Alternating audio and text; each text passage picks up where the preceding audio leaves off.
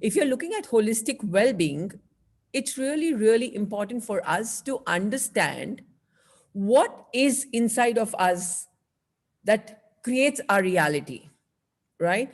And that one thing we must take back from today's talk is everything about manifestation is about our focus and our observation, right? Now, when we talk about focus, the first thumb rule is energy flows where focus goes.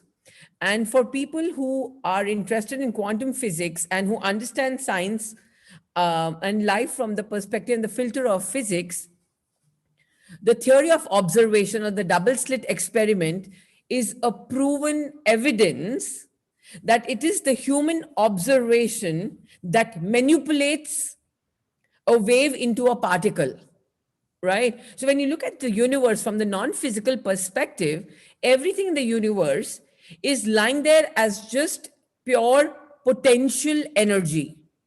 That means that this energy has the potential to manifest into anything and everything. So this energy is lying in a field around us, and this field is called the field of potentia, right? Which simply means that every possibility in the material world is lying in this field around us. And this is lying in the form of photons. Photons means particles of light, and it does not have a charge. It is just lying there like a potent lump of energy.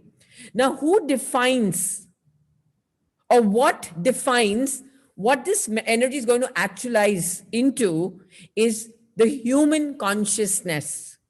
So, what I'm trying to tell you, my dear friends, is if there's anybody on the planet who can create matter or material world out of nothingness, out of the field of potential, it is your consciousness. Yes, that's how powerful our consciousness is. And how do we emit that consciousness is through our observation, right? And observation is our focus. So a lot of people think observation means just looking at something. But here, when I talk about observation from the standpoint of physics, observation simply means your thoughts, your feelings, your intentions, and your actions. And the sad part about the whole thing is if you have your intentions positive, you have your actions positive, but your thoughts and feelings are negative. So if you are walking in a positive direction towards a positive goal, but you have fear inside you, you have a feeling of fear inside you. Your fearful feeling is generated by a fearful thought. So now here you have two parts of you that are moving positive towards your goal. You're observing your future as a positive outcome, but inside you're feeling fear. Guess what? The negative will manifest faster because a negatively charged momentum has a faster speed of traveling into the universe and coming back than a positively charged particle. So a negatively charged particle, an electron, travels faster than a proton. The proton is the constant, right? And it's very important for every single individual to identify this and train yourself to align your thoughts, feelings, actions, and intentions, right? Very, very, very important. And that is where the game comes in. Our focus creates our reality. So energy flows where focus goes. Thumb rule, energy flows where focus goes. Without focus, there is no reality. Everything is just a field of potential. But the moment I'm looking at something, or I'm feeling something about something, or I'm judging something, everything about that something manipulates to what I am thinking and starts manifesting as that, or starts occurring as that to me. And the moment I'm not looking at that thing, that potential, that possibility collapses and goes back into the field of potential. So I'm repeating this, guys. It's a little complicated, but once you get it, you get it. So when we are not observing anything in our reality, right? And observation means the combination of your thought, feeling, and looking, believing. All of this comes into the domain of observation. So the moment I'm observing something, from the field of potentia where the light, photonic lights are there, right? And that has no charge. My observation is giving it a charge. Either when I'm observing it from a negative perspective, I'm giving it a positive, a negative charge. When I'm observing it from a positive perspective, I'm giving it a positive charge. So the photons then start manifesting and becoming the charged particles that I am creating, and they start becoming matter and start becoming my reality.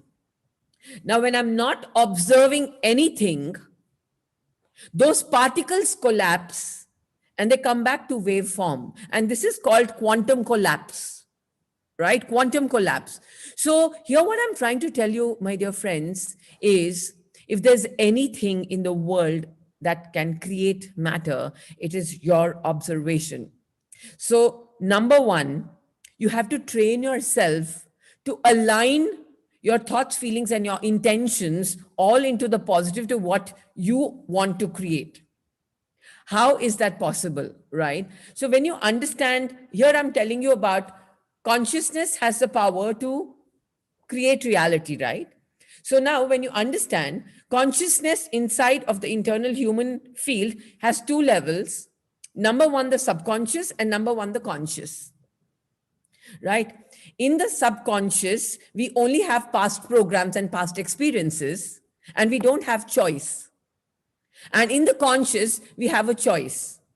But the sad part of the whole setup is the subconscious drives our reality. So consciously, we make choices, and subconsciously, our choices are driven.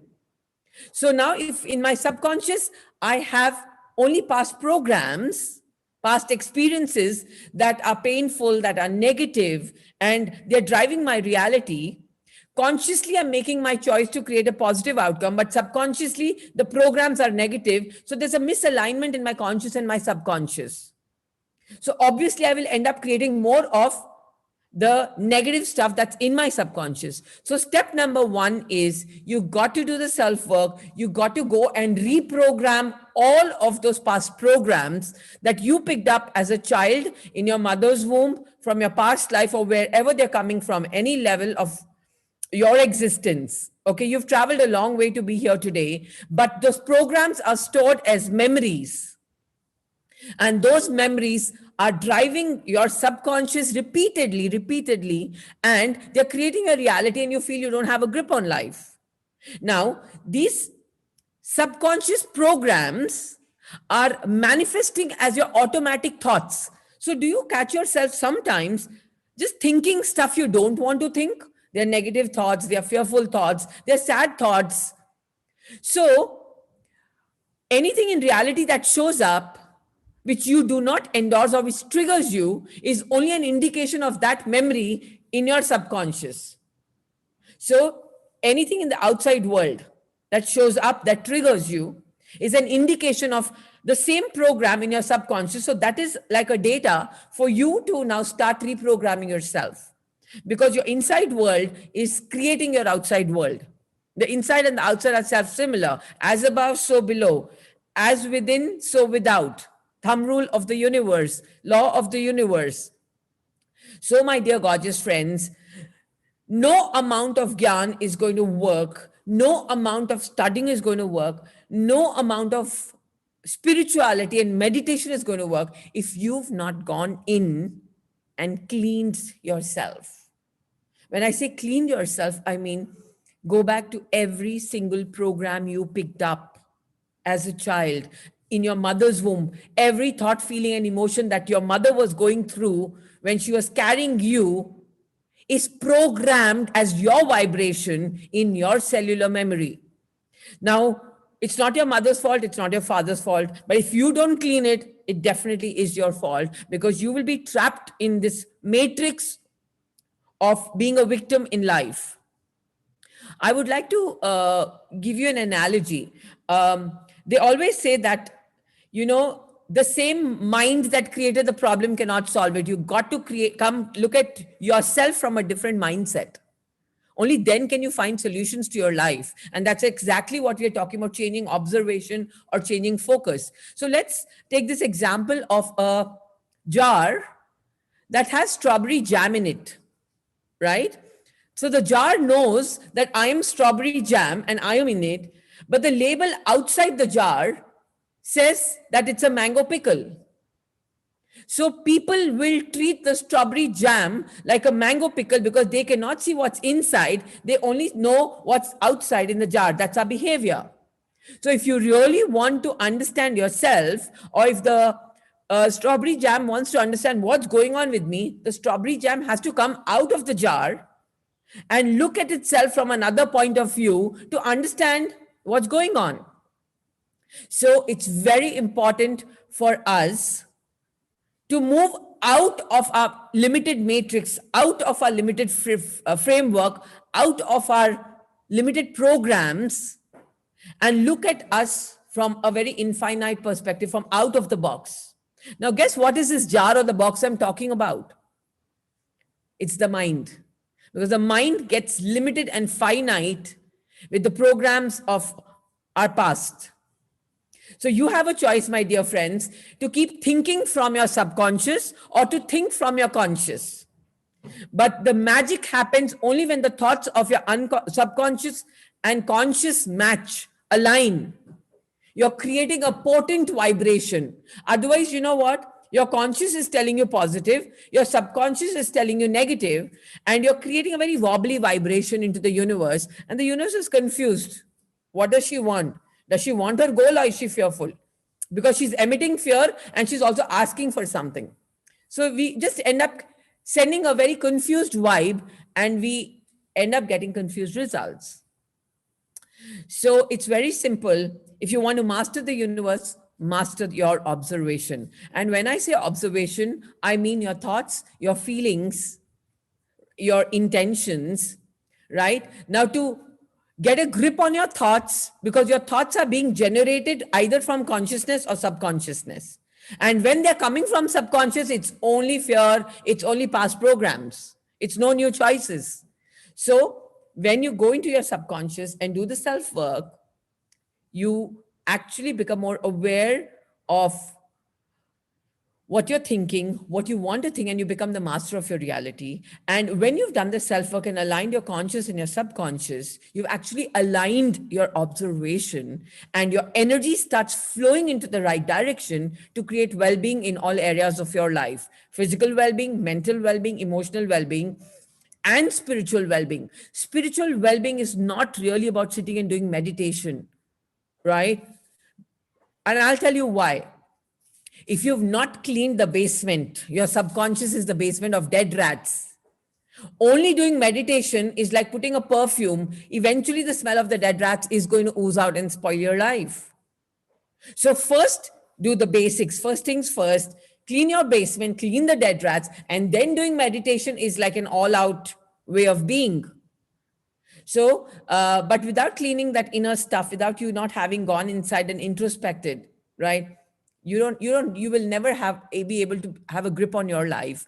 And you want to create something, but you don't even know your observation is going into another dimension, another direction, and you will create where your subconscious creates focus. Energy flows where focus goes, right? And you, my dear friends, have the power to manipulate this field of potential, the infinite field we live in, only through your observation. Because the moment you're not observing anything or observing anyone, guess what? There is nothing. So it is your consciousness that has the power to glue these quantum particles, right, and create matter. And everything we see in our physical world with our physical senses is a world of matter. So when you understand the world of matter versus the world of energy, the world of matter is only 0.000001%. But the energy world is 99.999999%, right? That's how big empty space is. Now, if you want to create miracles in your life, you cannot live in the material world in the 0.0001%, because that's the world of matter. And matter versus matter creates more matter. So you're going on creating the same outcome in your life again and again and again. And then you go to manifestation workshops, you do your meditations, you do everything, positive thinking, and it's not working, right? So if you want to create new possibility, you have to step out of the world of matter. So come out of the jar and step into the 99.99999% empty space. And that is when you can see yourself from a new perspective, you can observe yourself from a new dimension. And guess what? It's a world of miracles, it's a world of magic. And that is when you become the master creator of your reality. So I would definitely like to answer a few questions on that, because this subject is so close to my heart. I could go on and on and on and on and on. And it's crazy stuff when you understand the universe and how it works, and when you understand the human potential. Oh my God, it excites me to great degrees to even understand how powerful we are. So, my dear friends, on to you for some questions. Yes. Thank you, Ramon. It's always like, when I listen to you, it's like I'm doing it again the first time and something that's new popping up, something new to do. And I'm so excited even to see you, even to look at your name that's there, you're going to come up. So it's like goosebumps. It's very nice. Thank you. Thank you for being here. And before I even go ahead, Ritu, I just want to say I love you and I'm really proud of who you become. Thank you so much, Ramon. I owe My it all to question is, you. So there my are lots of question is questions. Yes. how to clean your Okay, how to clean your subconscious. So now there are many processes to clean your subconscious programs. Hypnotherapy is one of the um, ways. I would highly suggest whoever's asking that question. So it's like, you know what? Yeah, NLP is a great way. But I always say, like when you have a tumor in your body, you cannot get it out, right? You always need a surgeon. So, and in today's world, we live in a world of so much information and so much transformation. So, I would say, please get a professional to help you train you into subconscious programming. The most powerful way which I practice is so when you understand the subconscious brain is a brain frequency of the theta frequency, right? So, and I like to take people on a 6 night, 7 day, a week long retreat where I completely put you all in a theta frequency for more than 72 hours. The minimum is 72 hours, because if your brain is exposed to a certain frequency and certain information for constantly 72 hours, it starts creating new neurotransmitters and new neural pathways to break the old programs, the hardwired programs that are coming from no matter which point of creation, and starts creating new neural pathways to new information. So for me, I like to use my retreat way of reprogramming, but there are many ways, many modalities. And like I said, in today's world, you will find someone to help you do that. Thank you. So Yeah. there's another question that what would cutting ties with past traumas help clear old baggage? That Sorry? would With cutting would ties. So it's really not about cutting ties. Cutting ties is, you know what? Cutting ties is about, so if you have a fruit, apple tree that's giving you rotten fruits, cutting ties is only like cutting the fruit, right? So you're not addressing at the deep level. Cutting ties is a surface process, but you got to go inside and clean the memory and change the information, because everything in your DNA is based on information that's trapped in your cells. So for example, if I have information in my cells, nobody loves me or I'm not rejected, because when I look at my story, the fetal programs that I picked up from my mom when I was in her womb was she wanted a boy, right? So I innocently picked up a message that, oh, being a girl will not be loved and accepted in this world. So that was my program. So now, cutting ties on the surface of it is just like, you know what? Conditioning myself to believe, oh, they love me, they love me, they love me. But deep down inside, what is the information in my cells from the fetus is I am not loved and accepted and belonged. So I have to go in there and change the information.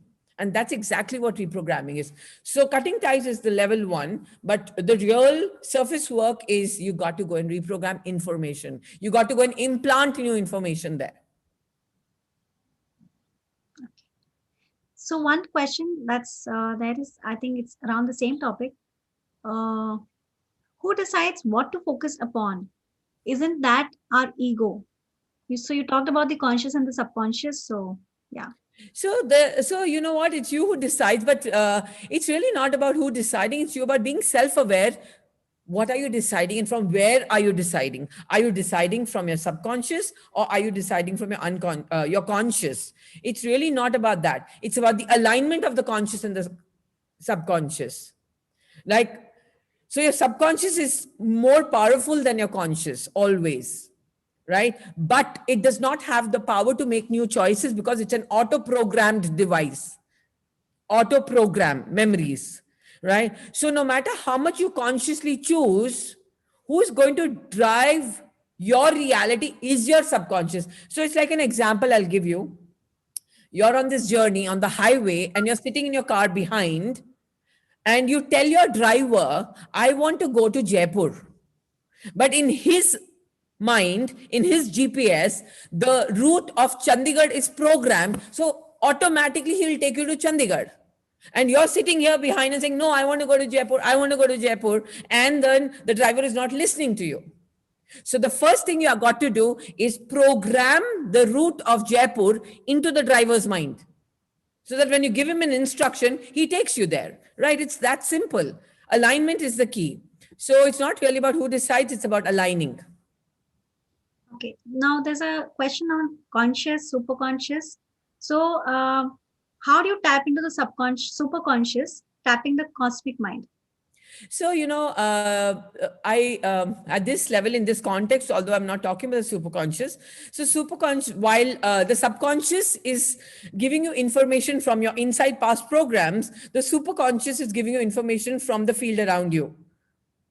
So we have this Earth's magnetic grid, the human energetic grid, the crystalline grid, where all of the information of the universal consciousness or collective consciousness is stored.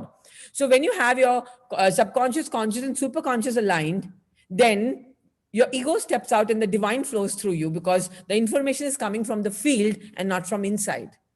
And that is a very, very, very powerful way of perceiving information, downloading information from the field, and actually being the creator of your reality. And as a coach or as a healer, aligning your conscious, subconscious, and superconscious helps us get a better grip on who we are working on, because now we have access to their information from the field. So, yeah. Beautiful. So another question from Shivo. He says, how to tap the field? Ah, So you spoke about meditation and you said if you're not doing anything about the dead rats, it's not going to help you. because And tapping into the field is first becoming aware of what's inside your field. Because one of the laws of the universe, the law of correspondence, states, as above, so below, as within, so without. Your reality outside is only a projection of your inner self. So the entire game of life is standing on the ground of projection and reflection. What's inside you, you don't even know you're projecting it on the field, and the field is reflecting it back to you. So the field is a mirror. And what is it reflecting? Exactly what's inside you. And we don't even know, because we don't want to go within and take on 100% responsibility for what's showing up in our life. So how do you tap into the field? Number one, tap into yourself within you. When you have complete access to every single thing that's inside you, you have control over the field, and you master the universe, and you become the creator of your reality. So field, like it says, field is the mirror, or is it the source of our reality? So, you know what? It's both. Because your field is reflecting back to you what you're projecting, and then you're reflecting it back, you're projecting back the same. So it is the source, but the source is deciding. So it's like water, okay? The field is like an ocean where it's crystal water, and you put black color into it, so the ocean shows up as black. You put red color into it, so the ocean shows up as red. So the field is the source, but who decides what shows up from the source is your observation, your energy, and what's inside you, your thoughts, feelings, and emotions. So do you get that? So there's a very deep relation between the field being the mirror and the source. So I have a question here, Ramon. So when we're talking about the subconscious cleansing, that has to happen any which ways. Otherwise, you are not going to tap into the field and do Not at anything all. about it. No, Because if you're because giving back, understand. yeah. So it's like, you know what? No matter where you want to go, you have to program the driver's memory to go there, right? And your subconscious is the driver of your reality, irrespective of you coming from your superconscious or coming from consciousness. Like Hmm. your liver digests food, your legs help you walk, your subconscious drives your choices. He's the driver. Your subconscious is the driver. So you got to fill it up with information you want to take, go where you want to go. Otherwise, it's not going to work. That's the basics. Okay. So two more questions there. Should we reprogram, or should the files reprogram us moment to Hey, moment? no, no, no, no. The field is not going to do anything. The field is your obedient servant. It will only say yes, sir, to everything you give out. You have the power to create. Okay. So you have the power to choose.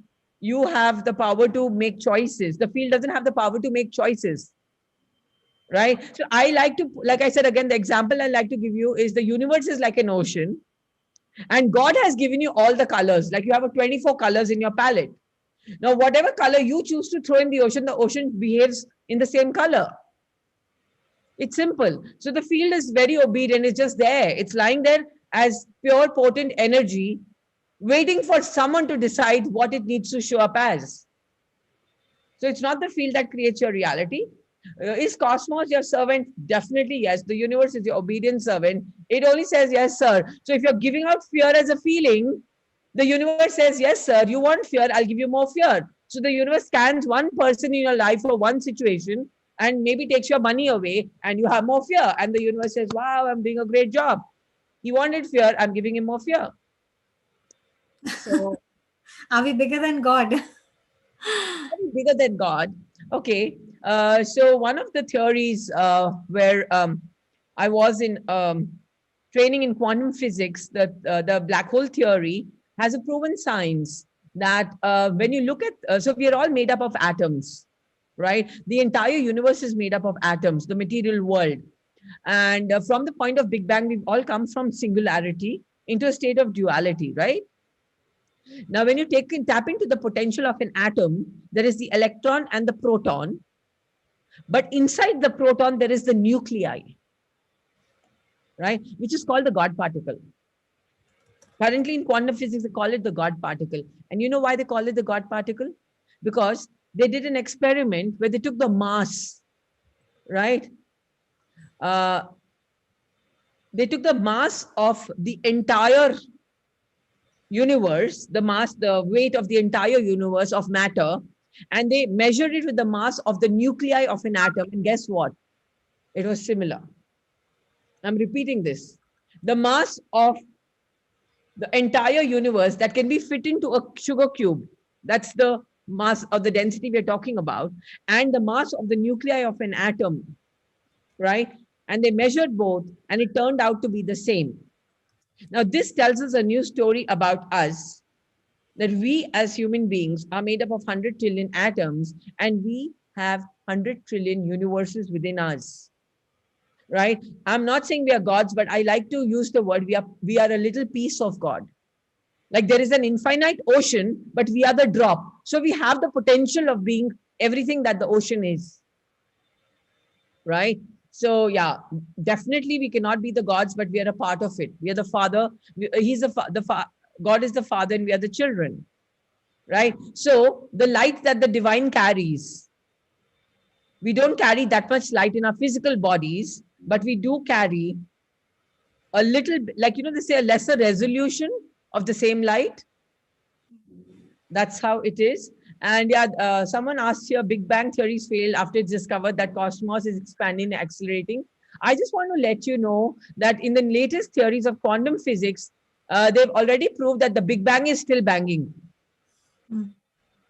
So that's why it's expanding and accelerating. The Big Bang has not stopped banging, and it's on and on and on. So it's an ongoing process. It's a continuous process. So it's not a failed theory, but definitely yes. See, you must understand all of the research is going on and on and on, and every time they come up with new theories. But the latest one is the Big Bang is still banging. So the big bang is going to bang more and more. So we're going to get Yes. more series there. Yeah. So one last question: how to identify these mind blocks in subconscious mind to help us overcome them? So Okay, actually, we so have two questions. one of the best ways, but that takes a lot of responsibility, personal accountability and responsibility, and awareness actually more than responsibility is everything that's showing up in your outer world, everything, right, is a reflection of what's in your subconscious. But then, like I said, you need a high level of awareness, high level of personal responsibility that I am responsible for everything that shows up. Because I told you, life is about projection and reflection. So, one of the indicators of what's inside my subconscious is what's in your real world. And if you're happy with your real world, then don't even work on yourself. It could be a money reality, it could be your health, or it could be your relationships. These are the three areas of your life. When we talk about well being, holistic well being, right? Money, relationships, and health. And if you feel they're all a 10 on 10, then you don't need to do the self work, you're sorted, right? And if you feel there is a dent in any of these three areas outside, it's an indication there's something you need to clean within you. That's the best way of looking within. So Shivu has put in a lot of questions. I just summed those up, and that would be the last question for this time, this session. So he says, "How does it keep banging?" We talked about the Big Okay, Bang. so As one the of a bang very condition. interesting, one of the very interesting seminars where they've questioned a lot. They've had lots of answers on everything, but till date, science has no evidence. But they definitely believe there is something very, very, very of a very higher intelligence is doing all of this. But science has no evidence. But the belief is there that there is something, right? You call it God, you call it a divine intelligence, but there's some energy that's creating it. And we still, I'm sure, the next couple of years, we will get there. Awesome, awesome. Thank you, Ramon. It's always a pleasure, and it's like we want to continue the discussion. Hopefully, we will have a discussion, panel discussion with you and Shivo next time on Yeah, when we have the opportunity, because I think it would be very interesting for us to listen to both of you. wonderful. Yeah. So I would see you again in the next in the panel discussion. Yeah. You're Thank you. telling me? Yes, I would see you in the panel discussion at 10:40. Oh, We okay. I'm sorry, I'm not aware of that. Thanks for letting me know. Maybe I overlooked it. Okay, great, great, awesome. So we would be asking a lot of questions on how do we do self healing, and so there were a lot of questions here which were pending. We'll take it up there. Yeah. Perfect. Thank you so much. For now, we'll just take another session and then we'll come back. Yeah. Lots of love to everybody, and thanks for hearing me out. It's been wonderful to be here. Thanks, Ritu. So Ramon, can you please also, allow us to post your details so that, Sure, please. yeah, Yes. yeah. Yeah. You want Uh, me to do that? if you could, yes, please. Yeah, That so would be that's nice. That fine. would be fine. Thank you. Thank you so much, Ramon. That's my Um, number, and my website is, I would do that. oh, it's almost like,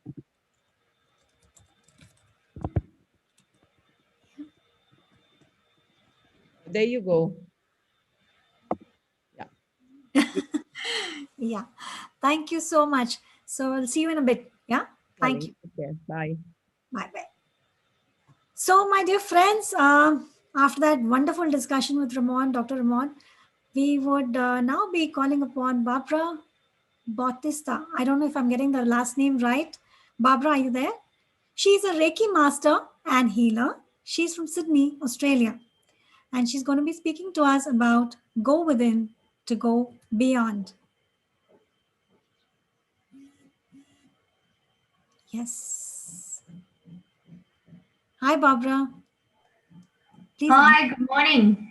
Good morning. Great. Thank you. Very warm welcome. Thank you for, taking out time and being with us. And it's a pleasure. We would like to hear more about a little bit about yourself, and then we would like to jump into the topic. Thank you. Over to Yes, thank you. I've got a little bit of a slide just to keep on track. If I can share my screen, am I able to do that? Yes. Yes. Yes. Will you Yes. enable that for me, please? Okay. You're able to? Are you able to? No, it's not. It's not allowing me to do it. Bana, if you could please allow that. Okay. Meanwhile, Barbara, if you could Yes. just talk a little Well, bit about yourself. I will, yes, tell you a little bit about me. I am a Reiki master healer. I'm a meditation teacher. I am also a few other things. I'm an intuitive and I do some tarot as well. And I came down this path after many, many years in the corporate finance world and found my my calling, if you like. So I'm really excited to be here. So thank you so much. I'm really happy that I can come and share with other like-minded people. So basically, my path started many years ago, 20, 30 years ago, and where I started the journey of self-discovery. Interestingly, the talk that Dr. Ramon just gave was very, very interesting on many levels, and I might follow on a little bit from that in terms of all the questions that we had on how to seek those blockages that we may have. So I'm just going to see if I can do that now. Oh, I can. Fantastic. Thank you. I'm just going to share my screen a little bit. This is my business, Go Within. Basically, that's the only way. So that journey of self-discovery has to start with us questioning ourselves, questioning our behaviors, questioning our thoughts. And from there, can we only start looking at ourselves objectively and whether the things that have happened in our past, even in womb, etc., and all any traumas or things that have happened to us that have created blockages that can then go on to affect us being able to be our true selves. So I'm just going to go through a couple of little slides just to make sure that I stay on track. So this is just a little bit of something that I created earlier about who I am. I dabble in a couple of different things, basically all modalities that lead to getting to know yourself, to enrich your life and to live a better and happier existence. I suppose for me, the question that I ask everybody is, who are you? Not so much who am I, but who are you? And do you really know who you are and who you want to be? So I'm sure that the majority of you have experienced challenges, cultural challenges, religious challenges, parental challenges, and all of those teachings that have come to us, whether they've chosen or not chosen, and they've created essentially who we are. Now, I guess our journey in life is to peel back those layers of that onion to find who we really are when we take away all of those things that have been provided to us. So I guess in my journey so far of finding my authentic self and peeling back those layers of trauma and hurt and pain and anything else, I've used quite a variety of different modalities. Now, simply, it would start with reading, with talking, with reading, and then a variety of other things, from energy healing to Reiki and kinesiology and, hypnotherapy, NLP, to start reprogramming those pathways that have already been in existence, even from when we were very, very young. And I guess I wanted to touch on today, my most loved modality is Reiki. And the reason for that, and I'll start with how Reiki started. It actually started in India many, many moons ago, but didn't really come into full fruition until the 1800s in Japan. So Reiki basically means Rei is universal and Ki as in Chi or Prana, depending what you call it. is that life force and that life energy, so that universal life force. As we were saying, as Dr. Ramon was just talking about the quantum and the field, and that we're all made of energy, that's 100% what we are. And the way that the energy flows through us or through our subtle body is extremely important. So in terms of having optimal health, both, physically, mentally, emotionally, and spiritually, we need to have the energy in our body flowing the way that it should. Now, our body is made up of a variety of energy centers, a variety of chakras, if you will. 7 main ones, as you can see here on the diagram. And when we do a Reiki healing, we basically go through and we check all of those chakras to see whether they are spinning. Each chakra is like a wheel of energy that spins in a certain part of the body. And we check whether that chakra is actually working the way that it should, spinning the way that it should. And in many people who have had trauma, for example, I have a patient or a client at the moment who has had breast cancer. And when she first came to me, her heart chakra was completely blocked. It was not moving at all. I didn't know where she had the cancer initially. I didn't know which side of the body, but as I put my hands on her, the whole right-hand side of her body was trembling and shaking. So I knew straight away that the blockage was on the right-hand side, in the yang side of the body, the masculine side, which also brings about other questions. So I wanted to go through a little bit of about the chakras and how a blocked chakra can manifest physically, sometimes mentally or emotionally as well. And I will, a little more towards the end, not just have a discussion, but I'd like to also take you through a bit of a meditation, a chakra meditation. So you can see here that the chakras, obviously they start from the very bottom in the root chakra. This is the base of your spine. And this one can have associated organs. So if you have spine issues or issues with blood or bladder, legs, feet, etc., this could be a sign that your root chakra or your grounding chakra is blocked. Okay, we then move up to the sacral chakra that sits just below your belly button.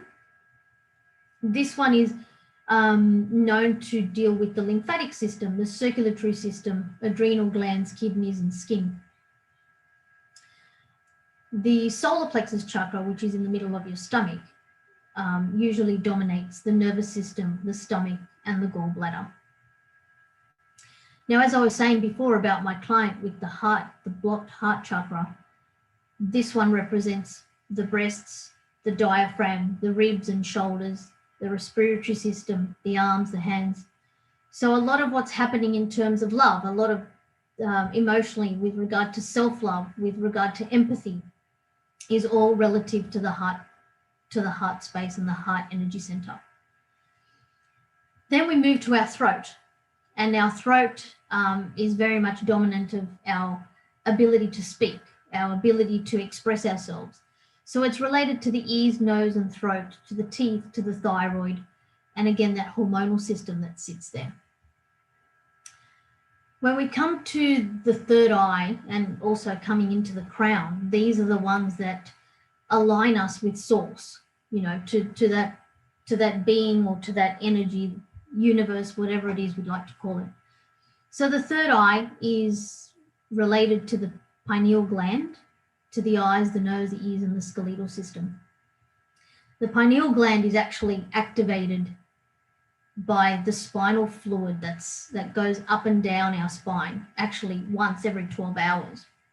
In some very deep meditations where we can activate the pineal gland, they actually happen by going into the quantum field. So that'll be an interesting discussion for the panel a little bit later on, because I'll have a couple of questions. And the last one, of course, is the crown, which sits at the top of our head, our full connection to source.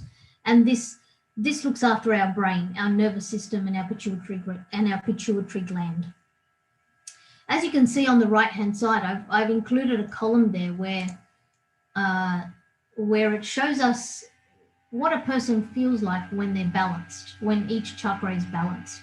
So going back to those questions of, well, how do you know what blockages you may have? Excuse me.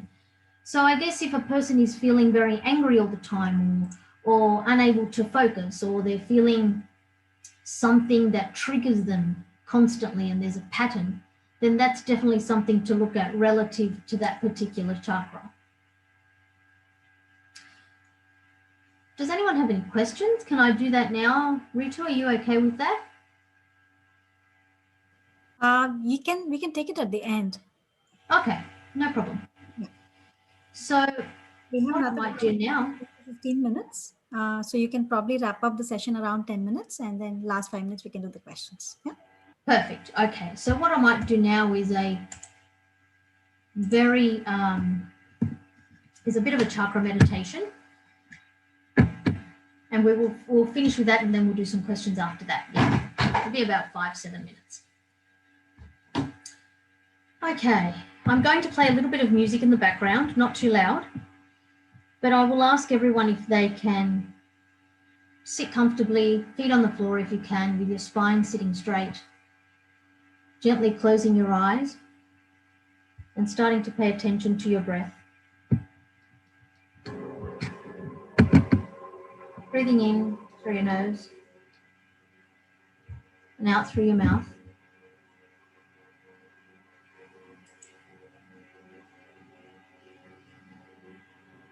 And picturing a really bright white beam of light coming in through your head,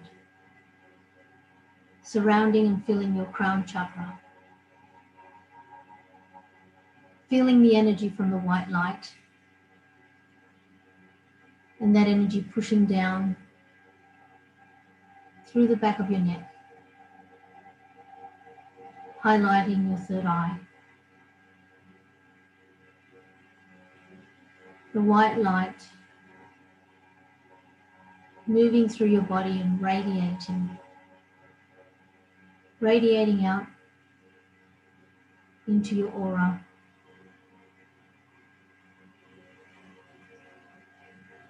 As it reaches your throat. Visualize the light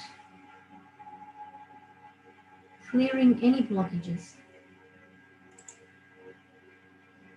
letting go of anything and everything that doesn't serve you.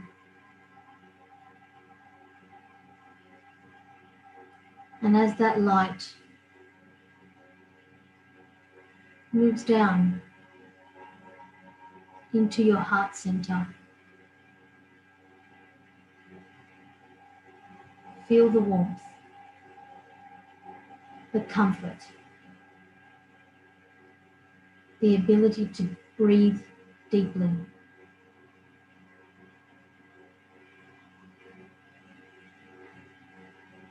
Letting go and clearing your heart space of anything that doesn't serve.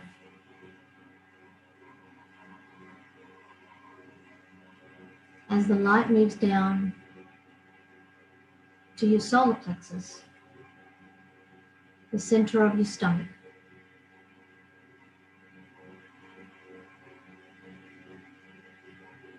this is the center of confidence, of respect. Governs your stomach and your nervous system.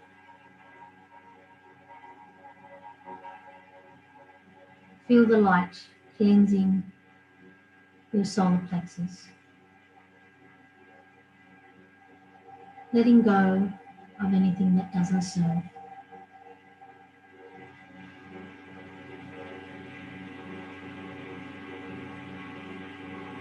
And see the light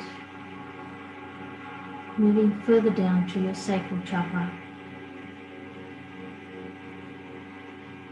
cleansing your lymphatic system, your adrenal glands, your kidneys, and your skin.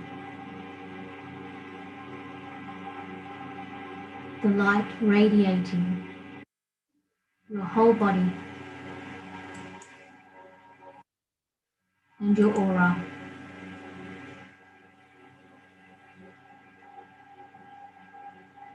And cleansing you of anything you no longer need.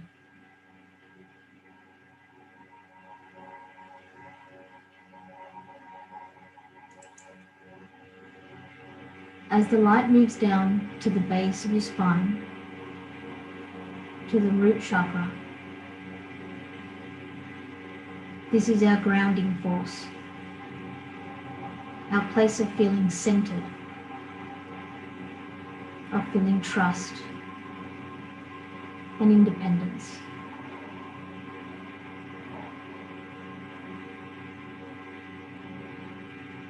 Feel that white light now turn red. And as it moves through your base, feel it cleanse your spine, your bladder, your blood, your legs, and your feet.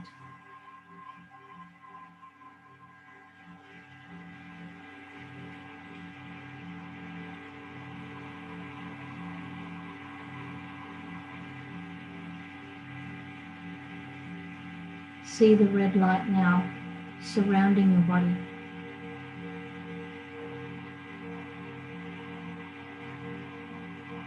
Grounding you to the earth.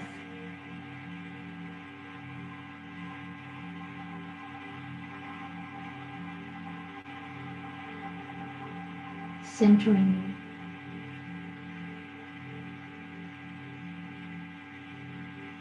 you. You're now in a state of knowing, in a state of peace.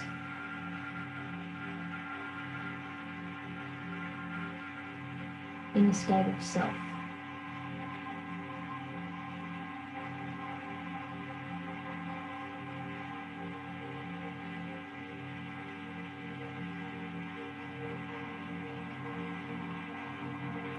Allow the light to travel out of your body, through your feet, into the earth.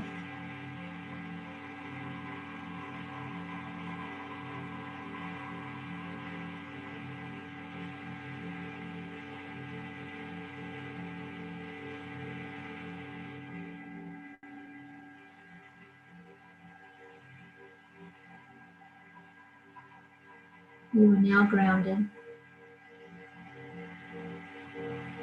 and cleansed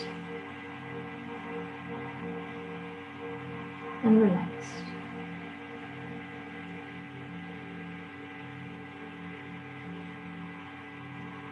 And when you're ready, focus on your breath and return to the room.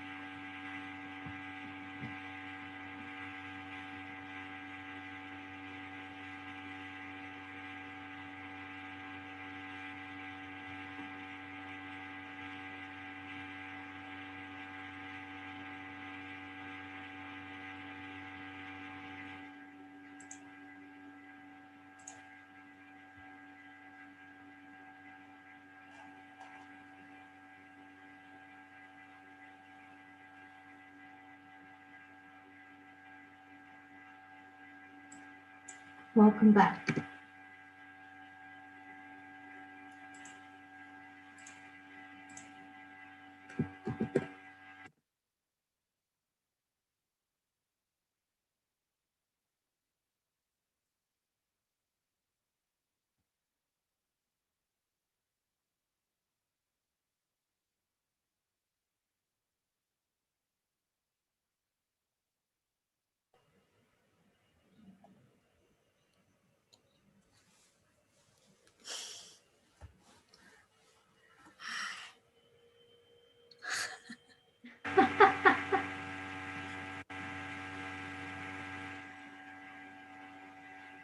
Is everyone sleeping?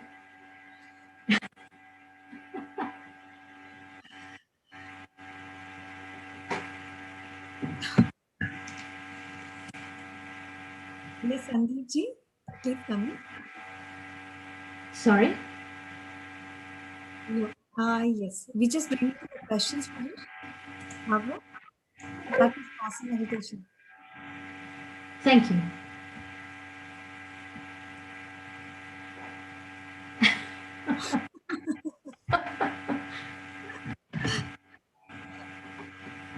Wake people up. Ah, They have a trick for that? sensations, yes, very much.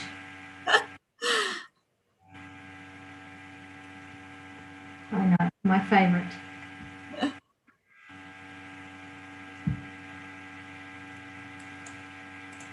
That is all from me, Ritu. I have put my details in the chat. Okay, great.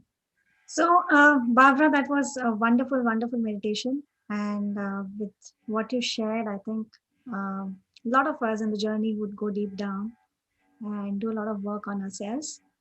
And yes, so I would welcome other panelists for the panel discussion right now.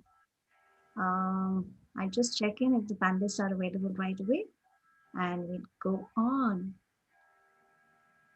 So meanwhile, Barbara, if you could also briefly connect the chakras and how you can actually get, uh, you know, aware of your chakras. If you could just talk a little bit on that for a few minutes while I bring the other panelists on with you. Yeah, is that Yeah, okay? no, that's fine. Yeah, absolutely. Thank you. I was mentioning before, each chakra has its association to certain organs. Not only organs, but it also has an association to feelings, to feeling a certain way. So, as an example, if a person worries a lot, and it seems to be somewhere else all the time, they're not focused or grounded. That could be the third eye, which is actually blocked. So if energy is not circulating here, it can make you feel like you're somewhere else. You're not actually here on Earth. And this is actually something very common in another way with people who meditate a lot. You know, they spend so much time in the spiritual world that they're lacking some grounding. So they need work on their base chakra.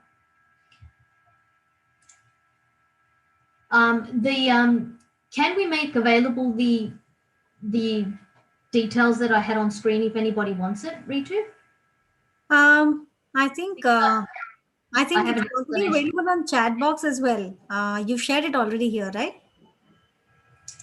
On the Yes, chat box, yeah. So yes, we I shared it earlier.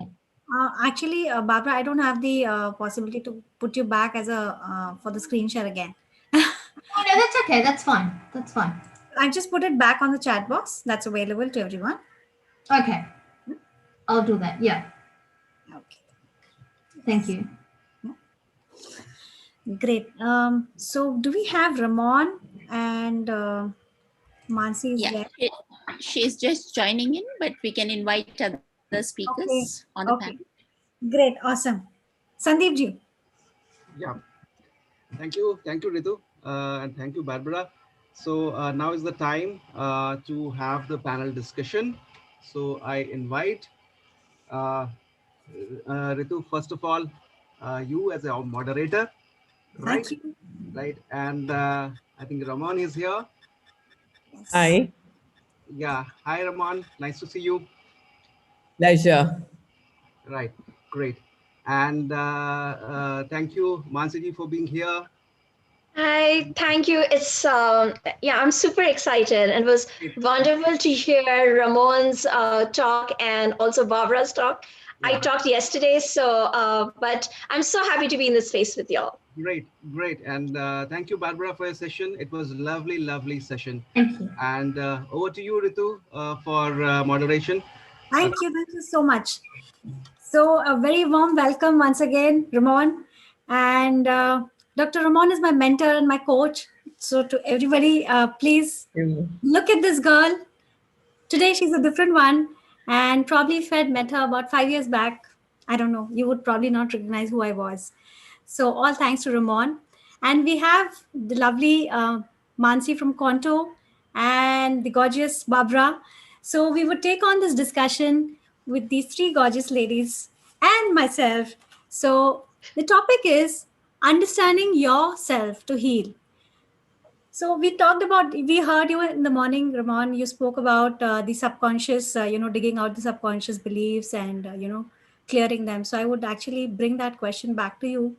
A lot of questions have come up that how do we actually know that this is a belief and this is going to repeat itself again and again? Sometimes it's difficult to really discern that and understand that it's a pattern and it's been happening unless somebody else nudges you from the outside. So there's that question that how do you really understand that this has to be dealt with? So, number one, see, Ritu, when you understand the whole context of life, right? So it's like engaging in a English speaking course or an English writing course where your end objective is to write a paragraph or an essay, but and you don't know a word of English. So you start with learning your alphabets, A, B, C, and then you come to your cat, bat, rat, and then you write sentences, cat sat on a mat. So it's a process, right? So you just suddenly can't wake up one day and say, oh, I want my life to work. It just doesn't work like that. So the first step, the ABC of reprogramming or working on the self, is awareness. You got to be aware of what is it that you're looking at transforming inside you. Now, our life experiences that show up from the outside put us into a questioning of what's going on inside me, because our life is designed in a very intelligent way, and 100% what's going on the outside is a reflection of what's in my inside. If you're not happy with the outside, please start the awareness work first. So become aware of what's going on outside. And within me, what is it that I need to change?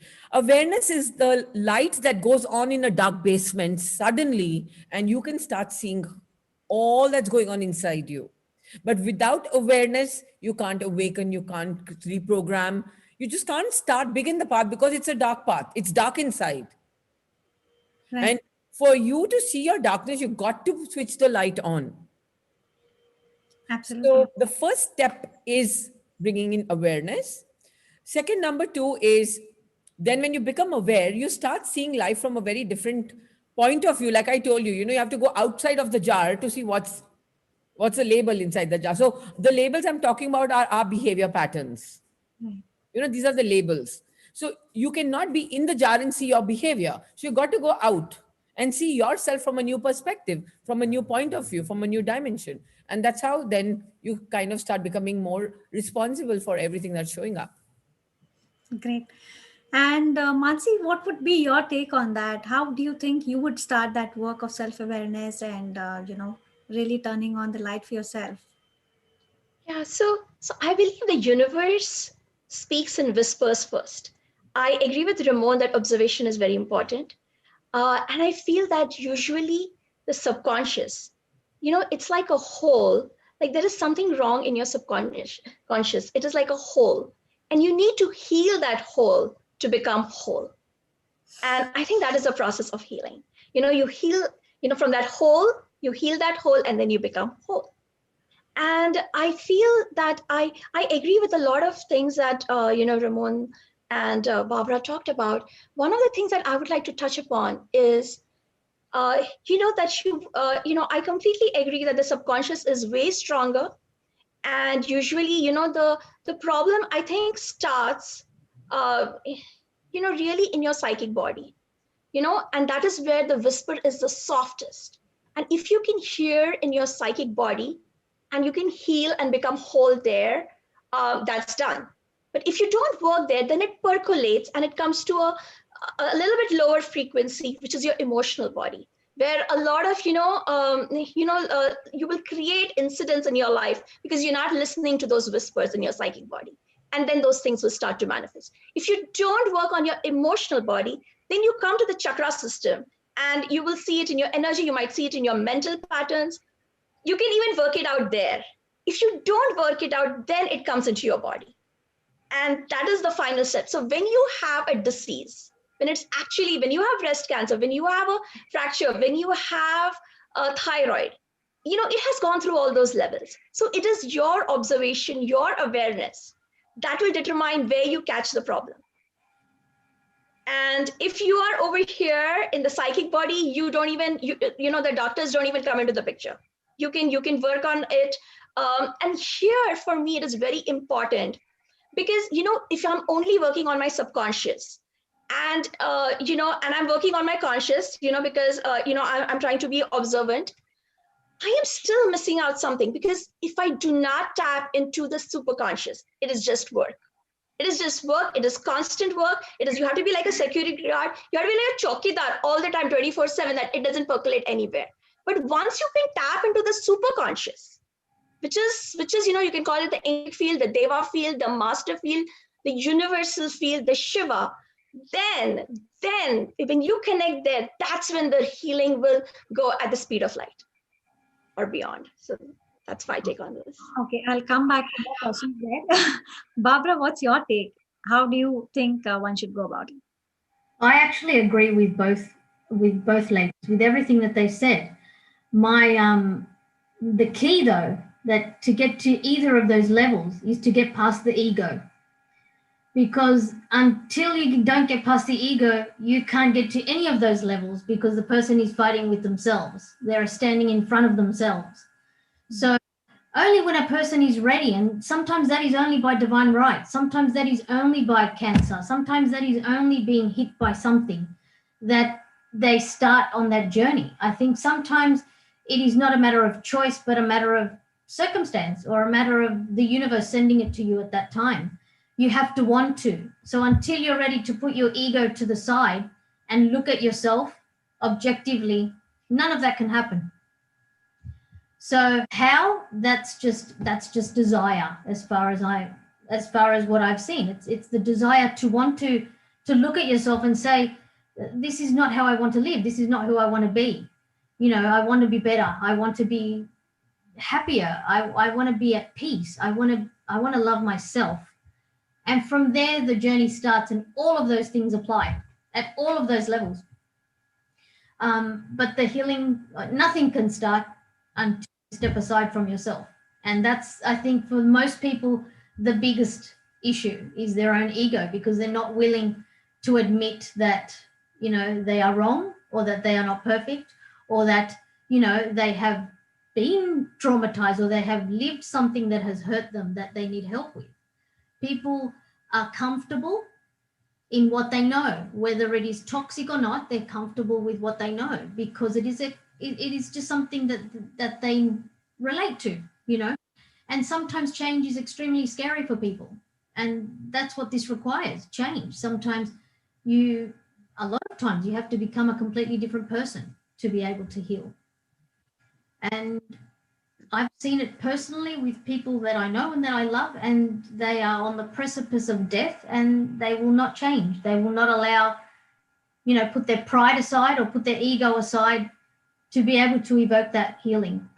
So I think that comes differently for everybody. But I totally agree with what both ladies said. So now that brings me to another question, because we have a lot of seekers, and a lot of them who are just starting out with their journey of self-work, and a lot of them who are somewhere, going to another layer of it. So what would you choose, Ramon, as a method, as a way of being every single day, something that they could take up as a practice, which will enable them to dig out those deeper layers and, come up with solutions, reprogram themselves? So, like I said, this is an ongoing process, Ritu. Yeah. Like if you go back to school, you studied maths in the first standard, you studied maths in the second standard, you studied maths in the third standard, and you studied maths in the 12th standard and in graduation, but there were different levels. It was the same thing, but in a different graduated format, in a new perspective. So, uh, the first step, I so agree with Barbara, is you got to move beyond the ego, because for me, how I like to define the ego is edging God out. We all have that piece of God within us, and when we built walls or barriers of self-preservation programs, hardwired preservation, in order to preserve ourselves as babies, we've kind of built these heart walls and we've separated ourselves from our own self. So we can't even see ourselves of who we truly are. So the process, what I really encourage is breathing, prana, the breath, the thing of observing your breath. So initially, like it's again like studying maths at every level. But so breathing also, like initially when you start breathing, you're doing it from a different context. But then eventually, when you're doing it at a higher level, your breathing becomes silence. It becomes everything, and you're in the space of nothing. Right. So it's like, so I really believe in the power of human breath, because that is when you're bringing in consciousness. You're bringing in the light from the universe. It's coming into every layer of your existence, your auric fields, your physical body, your energy body, your mental body. And when the prana comes in, the more prana comes in, the more light you are. The more prana comes in, the more light you are. So the whole game is that you got to, so you were born as light. Every cell in your body is light. It's a light particle, but it got trapped with the matter. Matter is the trauma that we've gone through, the stories we've gone through. All of that matter is in the cell, and the cell is made up of 78% water. So there's empty space there. So it's all trapped with darkness, dark matter. So the more you bring in consciousness, the more the cleaning happens, the more you become light, the more you become light. And then you reach one stage where there's silence, there's only light. And when you become the light, no, then you know what, all you have to do is, people tell me you have to do something to transform people. I say, just go and stand there as a lighthouse and you take their darkness away. You don't have to do anything, you just got to be the light. Because we're not human doings, we're human beings, right? But the being state starts from the doing state. Yeah. Okay. So I just believe in the power of prana, breath, and this has different various levels and degrees of where you can take it. There's no end to it. Beautiful. Beautiful. And Mansi, your take on that? How would you approach it? So I'm going to share my highest learning in the journey of healing. Okay, I'm just going to cut to the chase, because this is what I wish I knew. And I learned it the hard way. So I'm going to share it, irrespective of the question, because that's what I wish I knew. Okay. So how many of you over here, I know you're all wonderful spiritual beings, how many of you think you are empaths? Could you let me know in the chat? Because this is for them. This is especially for them. So if you are empathic, yes, I'm sure. So this is something I would pride myself on, okay? Because, if someone is in pain, I feel that pain, we feel connected, and yes, we have bonded, right? And that seemed like a great thing. And until, just to cut a long story short, and at least there are 10 Quantos over here who have publicly seen me go through this journey. So I have witnesses all around here. So in this journey of empathy, I got myself a foot fracture, which I didn't know that it was a fracture for 1 month. And it was not even a hairline, it was a proper fracture. 2 months later, it wouldn't heal. So after 1 month, the doctors were like, no, you don't have a fracture. Though, look at the way you're walking. I was teaching yoga classes. I was walking 10,000 steps a day, everything on a fracture. 2 months later, it was still not healing, And then my uncle, who is one of the most renowned orthopedic surgeons, told me that this is not going to heal. You're going to have to live with it. Don't go for surgery because you don't have that much pain. You're going to have to live with it. And that broke my world, because I was like, I'm too young to live with this my whole life. And, at that point of time, Shivo, my mentor, he was like, no, there's got to be a reason. You got to look into your subconscious. And I did. I tried looking, and then I realized I had always been hurting my foot. I'd always been, and the universe was whispering. It was whispering, like, look at your foot. And then I realized that I was so empathic to my dad, who had a stroke and was going through that stroke, which affected his leg. And he's been going through it for 20 years, and now he's to the point of bed rest. So I had created that story for myself, and the universe kept on telling me. And I had to live with that fracture. And then once I started taking it up, and I started dissolving that, I worked on my subconscious, but I even connected to Rudra who is he is really the god of awareness, and I started bringing awareness into my emotional stories. I started bringing awareness, and what happened is that empathy became compassion, and I completely healed myself. The doctors were amazed. They were like, the first time when they saw that it was 50% and then went to 100%, they were like, what are you doing? Because they're like, what are you doing? Because I have all those reports and all. And really, that was the journey for me. And one more thing. When I was doing all this, and when that started healing, what I realized is I looked at the study, the psychology, and that's the last thing. The psychological study, which said that when you are empathizing with someone, the same circuitry is firing in your brain as if you had the pain. Okay, so whatever pain the other person is having, that same circuitry is going in your brain, even though you don't have it.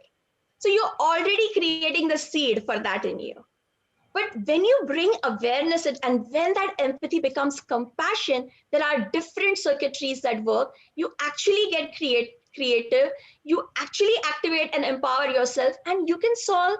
You are in such a state of oneness, or you start going there, you start going to that state of oneness, where not only you can work with your own seed and dissolve that, it will even affect the person you first feel compassionate about. So Lovely. really, that's my journey. And for all you empaths out there, please take that journey from empathy to compassion. Lovely. I would want to come back to you, Barbara, in a while.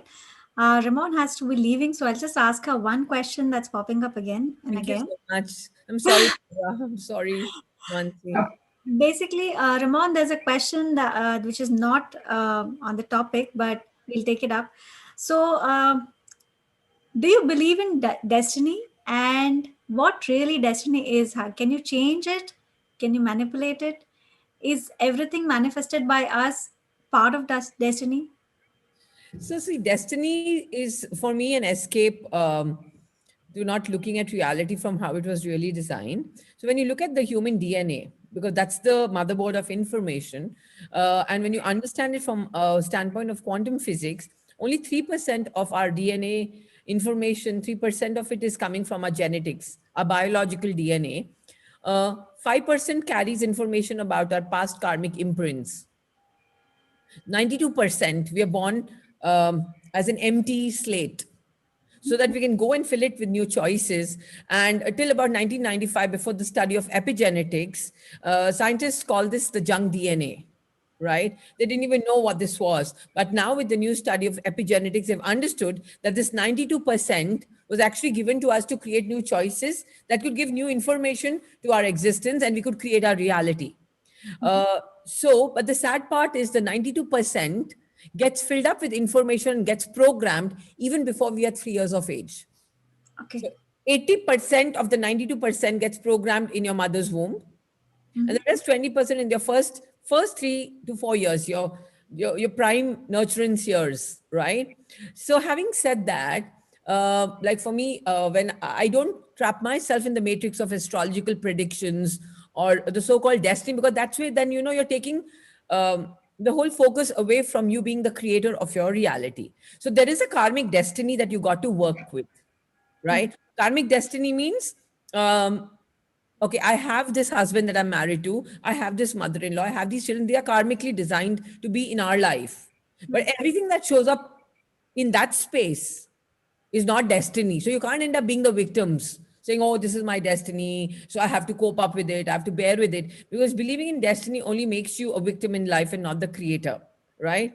So it's very important to understand that you can't go and buy a new husband or buy a new mother-in-law or a new child. So destiny is there, it's a matrix. But beyond that, whatever shows up in that space is a choice, and it's a absolute manifestation of the choices you make in the moment, right? So behavior is not destiny, definitely. Person is destiny, right? The role that they play is not destiny, that is creation. Right. So we got to understand it. So there is destiny, but it's only 5% of our reality. But the other 92% we got choice to build over it. So I feel destiny is the blueprint, right? But eventually, when you're creating life, you have new choices to make. Right. And also, when you spoke about cleaning the subconscious, the basement, you are also mentioning that the 80% which got filled up when we were 3 years or 4 years, we are also cleaning that space up and we are creating new realities for us, right? Yes. So that's exactly what I'm saying. The 92% of that empty space that was the junk DNA is actually, it's like a programmed device that's our unconscious and our subconscious programs, the implicit and the explicit memories we're carrying, right? Right. So it's all a play of that. It's one and the same thing. When you clean your subconscious, you're cleaning that 92%. Beautiful. Thank you. Thank you so much for being here with us and spending your time and giving us such valuable information. I'm sure all the participants will take a lot of benefit and will take this into practice. They will clean their basement, and next time when they meet you, they'll be at a high level. Yes. Thank you so much, Thank you so Ritu. much. Thank you, Mansi and Barbara. Great value Thank input. you. I really Uh, apologize. Thank you so much, Ramon. So I'm an astrologist. So I would have loved to go into that with you, but we'll have to do it another time because I'd love to explore that. I just love your energy, yours and Barbara's, and I would love to maybe in future go into it. Sure, We'll thank take on a session, Ramon, one day with you, Mansi, Konto Shivo, and if Barbara, you would like to come. So we would take on this aspect of destiny and, creating destiny. Yeah, you. Ritu, you just have to tell me, and you know I'm going to be there. Right. sure, sure. Thank you. Thank you so much. You guys have a wonderful Sunday. Lots of love to everybody here. Thank you. Thank you. Thank you Thank so you much. too. Thank you, Ramon. Awesome. Yes, Barbara, over to you. Now, now that we have two questions, what we heard about destiny and we heard about creation tools of, cleaning the subconscious. First, I would like you to dwell upon cleaning the subconscious. We have very little time left though. So I would actually also need wrap up comments from Just both one question. as well after that. Yeah. So just one question. Is it destiny that we are all here? Yes, you're seeking it, so you're here. I would answer that on a brief note because we have to catch up on wrapping up. Yes. Yes. I don't think anything is by chance. I think everything is meant for us, whether we perceive it as a choice or as destiny. I don't think it really matters. At the end of the day, what we perceive is our reality. So if we believe in something, then we attract that energy back to us. So yeah, I think that's just pretty simple. What you put out, you get back. It's all karmic in some way. As for what was your first question? Now I've got too many These things. tools to really practice dwelling into the subconscious, removing your debt. Yes, to clean out the subconscious. So I think, as we said before, there needs to be conscious awareness, firstly, at a conscious level. And just remember, Talk about awareness. I would request you to also give us a tool which could come in handy for yes, the seekers. Yeah. yes. So once we know that we want to go on that journey, awareness, I think, comes in different ways. And I actually think that psychology is a very good way to become aware, in terms of behaviors, in terms of triggers, in terms of those sorts of things that will then allow us to go deeper. Okay, so we're not at a spiritual level yet, we're at a conscious behavioral level.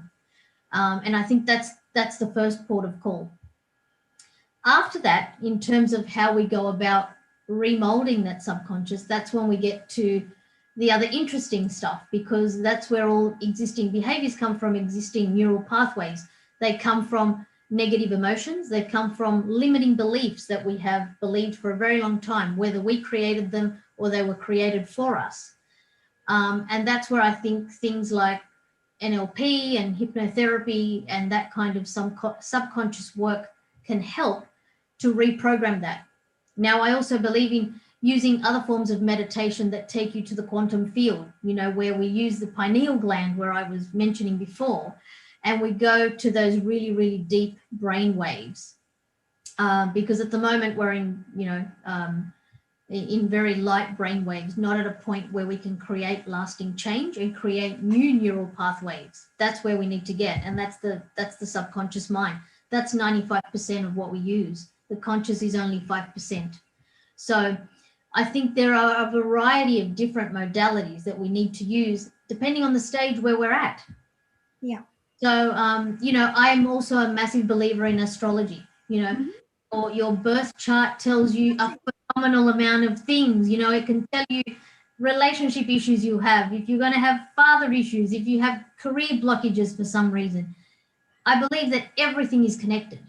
Would you use that as a tool to clean up or to create? You can use it as a guide. You can use it as a guide because your Chinese astrology with your astrological sign, your time of birth, the moon, the sun, the stars, everything points to who you are. Everything points to the challenges that you might have, you know. So that's another source and another tool to find out why, to find out where this comes from. Awesome. Yes. Thank you. This could be a 20-hour discussion. I know. And you know what, Mansi, I would love you to dwell on that, but that's all we have time for right now. Yeah. So I'm so sorry to actually not take that favorite question of yours to you. That's okay. We'll create this another opportunity another day. Can I just say 2 sentences about astrology, or like, you were asking about our processes? Yeah. So can I just wrap that up? Yes. Parting So, comment. yes, the process I use is Quanto Life process synthesis, and we work on the subconscious. We work on our past conditionings, our past patterns. Even so many people go into their past lives just through sadhana with no other, no other process, just through their own sadhana. We work on the conscious. We are, we are an observation of that, and we keep increasing our field of observation. But above all, we connect to the superconscious, and there we connect with not just devas. We connect with masters in all different kinds of fields, and we really tap into that energy. And really, this path is created for today's chaotic world. And if you're only looking for peace, then there might be other methods out for you. But if you're really looking for creation, then I would really invite you here. And yeah, lots of love to everyone. Thank you for having us. Thank you so much, Barbara. Thank you so much, Mansi, for that wonderful discussion. And you opened up new avenues of questions, so we'll deal with that in the upcoming times. Thank you so much. For now, we'll see you again. Up next, my dear friends, we have the gorgeous Piyush Bhatia. Dr. Piyush Bhatia is a life coach and a motivational speaker. She's from Faridabad, and she's going to talk to us about yums and niyams. It's yummy, yums and niyams. So, Piyush, you're not mute. You're muted. We're not able to hear your melodious voice. Wait. Let me do something about it.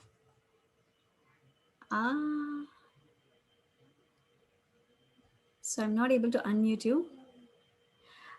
Kushbu, could you help me with that, please? Yeah, I'm here, Ritu. Hi, welcome. Thank you. And you were nice when you said it's yummy, because some people think it's something to do with Yamraj. Got it out. Okay. Yummy yums and niyams. Yes, yummy yums and names.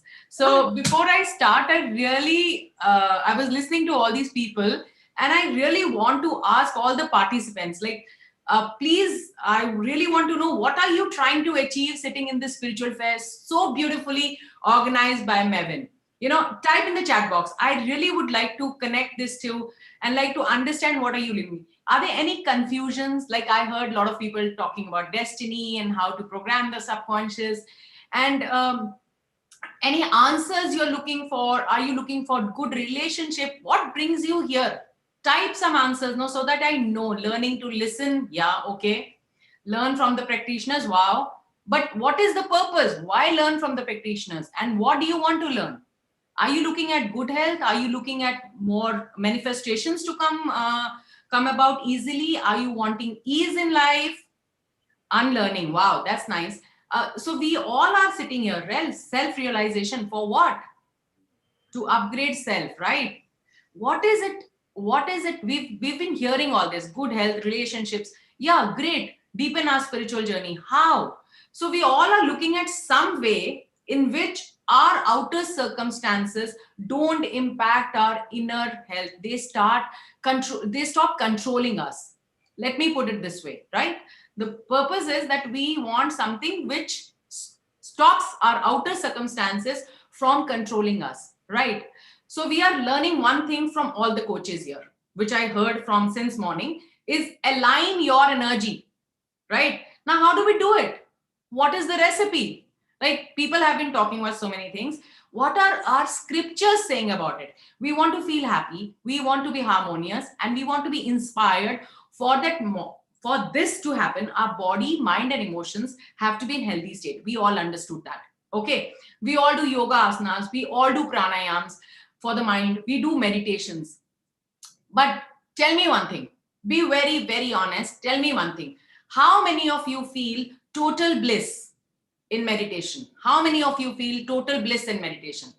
You know, most of the time, our minds are flooded with sounds, thoughts, and there are, at very few times, we have those transcendental experiences.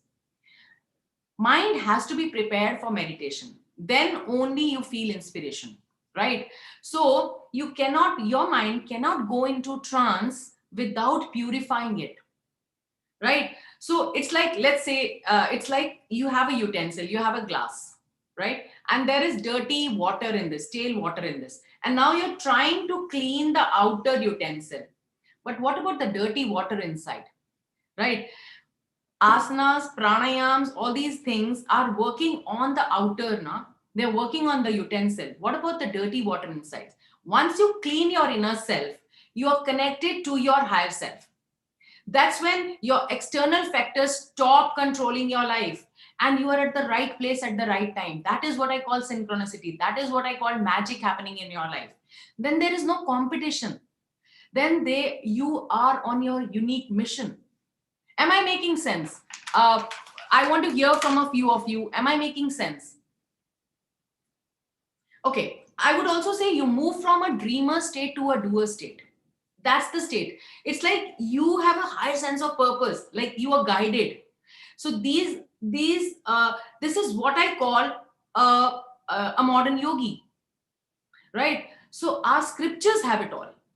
We don't need to go anywhere. We've been looking at the West for all the answers. We've been looking at methods, but our scriptures have it all. And I have brought today those two very important tools that are there in our scriptures. And I want you to understand that if we follow only these two tools, which are the first two stairs of the Ashtanga Yoga, and we've gone to do asanas, we've gone to do the the pranayams and the dhyana and the dharana and all that, but we've forgotten those two tools. And these tools are what I'm talking about today, and these are the yams and the niyams. And what are these yams and niyams? Are these restrictions? Are these codes of conduct? Yes, they are. Now you would say, why would I have some restrictions on me? Why would I like to put restrictions on myself? Okay, before I answer that question, can I request you all to just close your eyes for a moment. Just close your eyes. Wherever you are, just sit down, close your eyes just for a moment, close your eyes. And now start doing your deep breathing. And while you're deep breathing, when you inhale very slowly, and your exhale has to be longer than your inhale. So inhale, hold your breath for a second, and then exhale. Exhale has to be double than your inhale. Try doing it. Do it at your own pace. Inhale, hold it for some time. Just focus on your third eye, the place between your eyebrows, and just exhale.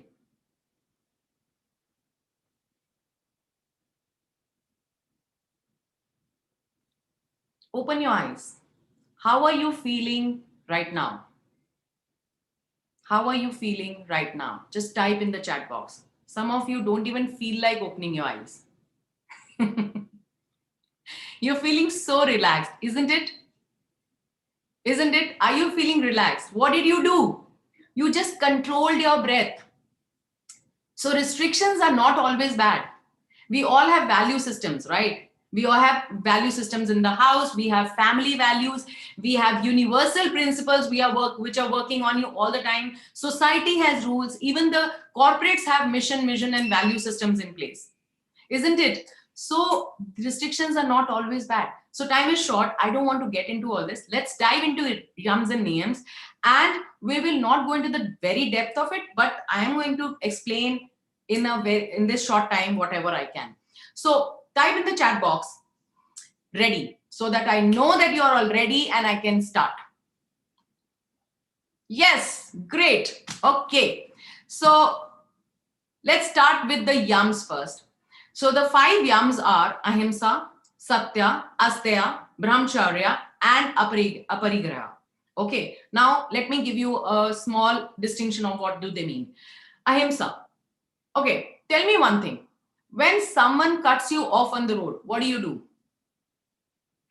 And if you see someone with a perfect body, how do you feel? Jealous, right? So every time when somebody is criticizing you or you are criticizing yourself, have you seen that is the time when you're being violent with your own self, or you're being violent with them, you're judging them. This is hinsa. This is hinsa, right? Ahimsa actually simply means compassionate. Being compassionate in your thinking, being compassionate in your speaking, being compassionate in your doing. This is simply what ahimsa means, right? And we as a country know, who knows better than us what ahimsa is. Gandhiji has been talking about it, right? In the spiritual sense, it only means being compassionate in your thinking, feeling, and speaking and doing, right? Second is asteya. Asteya means non-stealing. We have been hearing this from childhood. We must not take what is not ours, don't steal, and all that, right? We've been hearing all that. But come to think about it, how much are we all stealing from the Gaia, from the Mother Earth, right? Earth had to shut down to keep us away from stealing, right? And how many times have you stolen somebody's ideas and not given them credit? Nowadays it's very common in the corporates, and people say, I did not sleep. I am sleeping less because my work demands it. Are you not stealing from your nervous system? Are you not stealing from yourself? When you are late, are you not stealing from somebody else's time? Okay. And third thing, which I want to tell you, is brahmacharya. Now, if we go by brahmacharya, we would say, oh, abstaining you from sex. No, it's not about that. It's not abstaining you. It's only asking for you to be in moderation. Brahmacharya, the word in spirituality, only means moderation. And when I say moderation, means practice moderation at work, practice moderation at sex, food, shopping, even spiritual practices, because ati har cheez ki buri hoti hai, right? So you have to have moderation. Overindulging, we as as a generation are overindulging in everything. So brahmacharya is not about cutting off, it's about restricting, it's not about abstaining, it's about moderation, right? Now let's come to the fourth one, which is called aparigraha. Aparigraha means non-possessiveness. Non-possessiveness means what? Detachment. Actually, can you see that these yams and niyams are nothing but a recipe for you, for all your answers? These are the pathway. This is, if you follow these yams and niyams, you are sorted, right? So detachment is aparigraha. Detachment means what?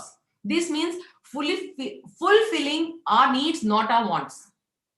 Fulfilling on your needs. We are too attached to things. How many times have you heard, do you hear yourself in the day? How many times you say, my work, my career, my money, my children? How much are we attached to these things? Are your children your? Or are they individuals? Are they unique individuals having unique life journey? Right? So one way to look at is, okay, let me give you a thing. Okay, one way to look at how much of non-possessiveness or detachment you have, just look at how good you are at letting go. Just look at how easily you let go of the stuff you don't need. How easily do you do that? You will know how detached you are. So are you people getting value? Am I going on the right track? I need to get some answers to know that Absolutely. if I'm on the right track. Okay, I see Ritu raising a thumbs up. What about others? Okay, absolutely. Okay, great. Only one person answering. Where are the others? We are moving with velocity. How does one synthesis passion with moderation? Okay, we will talk about it. Right, undoubtedly. Okay, great. So these are the yums. Okay. Now let me go on. I'm going on a, actually I'm going on a high speed because I just want to finish this content and maybe take a few questions. Okay. So the next one is I'm going to talk about the niyams. These are the observances. When we say observances, these are the acts to be performed, right? So the first niyam is shocha. If shocha, actually we all understand this word, it means purification. It means purity of the mind, purity of the body, and purity of the emotions. What are you what are you putting inside your mouth? What are you putting inside your brain? What is the negative content you are watching day to day? What programs you are feeding to your mind? What are you reading? That also comes under that. It's about body cleanliness, of course, and it is about the cleanliness of the mind, emotions, and how by the practices of yoga, meditation. And what do you put in your body and mind? Because this is your temple, right? So the second niyam is santosh. How many of you, we all know the meaning of santosh, right? It is the practice of acceptance. Acceptance of what? Acceptance of what is. This is what is right now, and the acceptance of what is santosh. Making the most out of everything. Gratitude, joyfulness, remaining calm with success and failure both. This is a state. This state of mind does not depend on your external status. No, it is like you are in gratitude for what you have or what you don't have, and learn from the joys and the disappointments of the life brings. So you're learning your lessons all the time and just being with the flow. You're going downstream, not upstream, right? Now third is tapas. When I say tapas, tap means what? Discipline. Tap means what? Dedicated practice, right? When we say dedicated practice, if I have to put it in simple word, consistency is the key to success. We all know that, right? सोना तप के खरा बनता है, आत्मा भी तप से शुद्ध होती है. That's the simple thing, right? Having a realistically balanced schedule for my work. This is where scheduling comes in, right? My spiritual practices, having a schedule for my spiritual practices, for my work, for my personal needs, for my family, everything. I am disciplined, but I am also relaxed. That is what is santosha is all about. Scheduling helps you. Gardener has to water the plants every day. Even musician has to do regular riyaz, right? So this is all about consistency, right? Now let's come to the fourth one, which is swadhyay. This is my favorite. Okay, this is the highest spiritual practice, I believe. This is the practice which is called self observation with compassion. Self observation with compassion. How much do we sit with self? How much are we sitting with the self? We are always waiting for someone to come from outside and teach us. We are looking for answers outside. Where are the answers? The answers are here.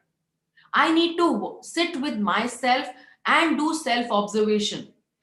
End of the day, just do this practice, small practice. End of the day, just sit down with yourself और मनन करो कि आज जो अच्छा किया उसको मैं increase करूंगा, और जो मैंने बुरा किया I will decrease that. I will stop doing it. I will stop doing it, or maybe decrease it.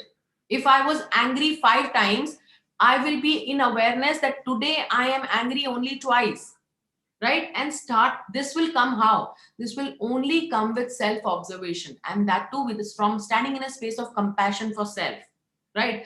Swadhyay is more to do with meditation, more to do with self introspection. And Swadhyay is another thing, which is reading good literature and listening to good teachers. That's what we are all doing here, right? Now, let me come to the fifth and the last one. This is Ishwar Pranidhana. Ishwar Pranidhana means deep surrender. Ishwar Pranidhana means letting go.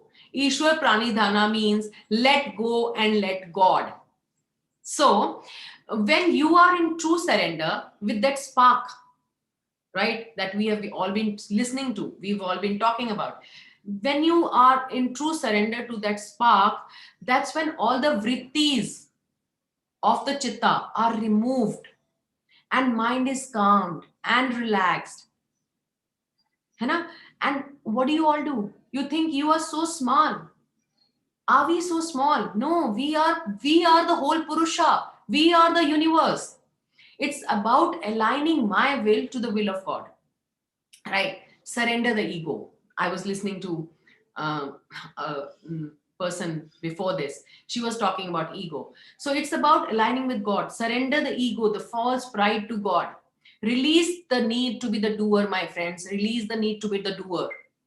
Om Namah Bhagavate Vasudevaya. May my will align with the spirit. And then when you are in surrender, what shows up, you don't even have imagined in your life. And this is what yamas and niyamas will help you. Take a deep breath, my friends. We finished all the yams and niyams. And was it difficult? Was it something out of this world? These, our scriptures have given us this beautiful tool for us to work on ourselves. We don't need anything else. Start working on yourself. Be your own guru. That's where you need to be. Okay, type in the chat box if you think I added some value to your life. I want to hear from a few of you. I really want to know if you got some value. Oh, wow. Thank you. Thank you so much. Wow. Thank you. Thank you. Thank you. Thank you. Thank you. Thank you. Thank you. Okay. So before I leave, thank you. Thank you. Before I leave, I am going to take 5 minutes to just talk about the upcoming retreat which I'm doing. So I'm coming up with a retreat on 19th to 22nd of February, where we are going to a beautiful resort in Jim Corbett. And we're not going to visit Jim Corbett. We will not have the time.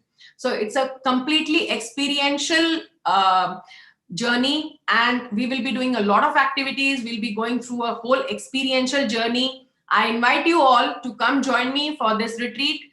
My numbers I can share. I think you can take it from the Mavin site. And if you need any more details, please let me know. Ritu, over to you.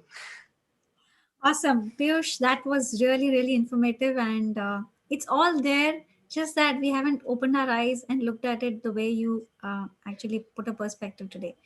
So may I also ask you to answer a few questions? Yes. You say discipline yourself. If you could also, elaborate on that, how do you do that as a practice on an everyday, that you come out of these stressful zones that we are into, that we have to do so much, we have to catch up so much of information, process it, and serve it.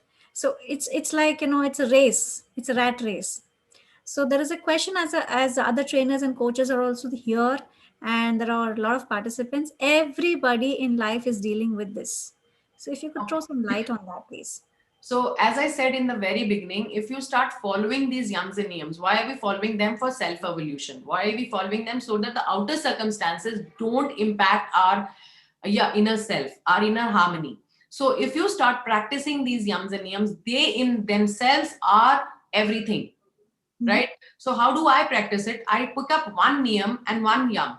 So this is a way of life. It's not like you have to do it now and then leave it. No, it's a way of life. Yoga is a way of life. Ashtanga yoga is a way of life, right? So pick up one niyam and one yam every month and just start following that. So let me say, I am following, for the last month, I was following ahimsa, right? So every time something would show up which demanded my time, or I felt something was going wrong, I did not want it this way, I wanted things to happen that way, I was only chanting ahimsa as a affirmation. So it was like ahimsa, ahimsa, ahimsa. And I was being compassionate to myself and to the other person. That's it. That's how, if you start practicing only this much, you are sorted, my dear. Just look at, if you are doing swadhyay, what are you doing? You are just observing yourself. Manan kar rahe ho. Okay, yesterday I did this. Now what do I do? And where are the answers? You only need to shut your eyes, go within, and dive inside. That's it. Start following these yams and niyams. I promise you, your life will change. This is the recipe. Ritu, you're asking me for recipe. This is the recipe. And Beautiful. whatever you are saying about subconscious reprogram, everything, it's all here. It's all in these yums and names. Okay. So, Piyush, anything that you would say the practice has to be picked up from here, or this is the one that you need to start with? Yes. Which one? Which one? I would say the highest spiritual practice is Swadhyay. Swadhyay. Swadhyay.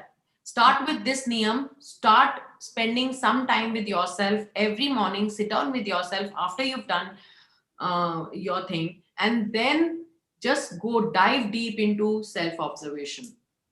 Beautiful. Beautiful. Also, there was a question more about yams and yams.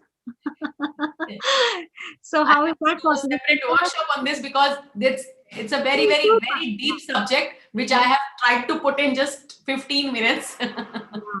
So that's beautiful that you actually capsuled it. So when is it that we can have an elaborate session? That's the question, I believe. So I'm putting it that way. Whenever you want, I'm here. I'm here. I can do whenever you want. Okay, beautiful. So Bhavesh, who was that? We'll do it. So keep catch us on the Mavin. We'll do that. And one more question. So when you're doing the self-observation and when you're really understanding that you were criticizing yourself, you were judging yourself constantly, you were judging the other person. So the self-bashing continues somewhere even after you observe and finish off. It's like a task that you've completed.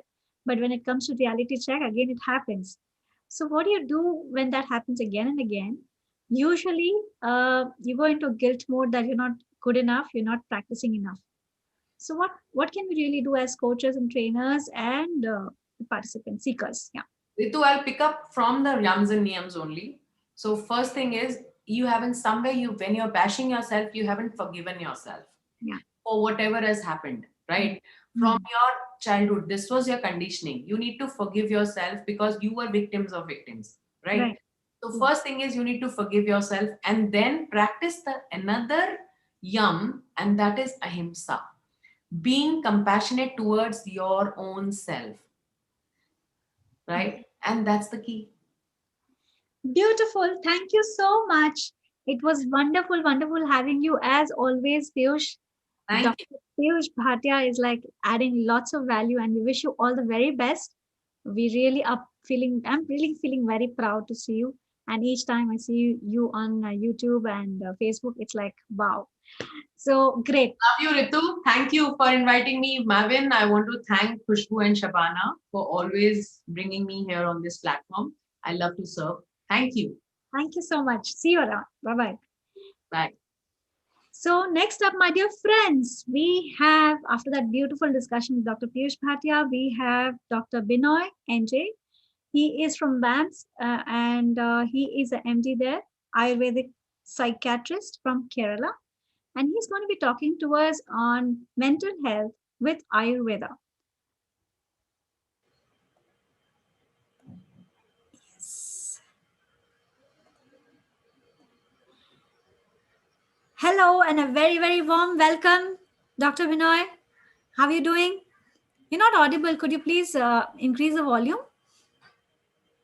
You're not audible.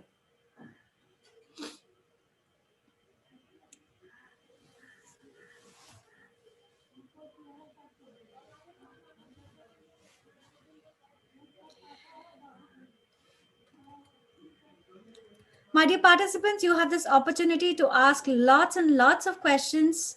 So we have an Ayurvedic psychiatrist, and that's like an opportunity, big opportunity. Yes, Dr. Binoy. No, you're not audible yet.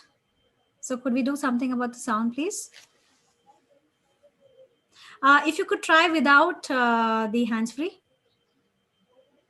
Sometimes it works. Not audible. My dear participants, please write your takeaways from the session of Yams and Niyams.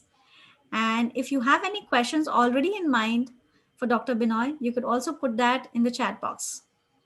Write 2 takeaways from the last session, please.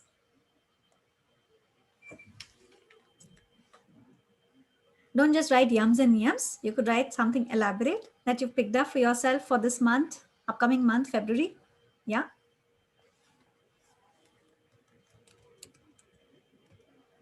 So I'm writing mine, Swadhyay and Santosh.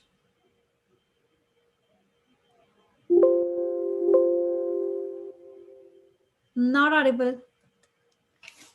So, Dr. Binoy, I would request you to log out and log in again. Or if you could log in through your phone, that would be great.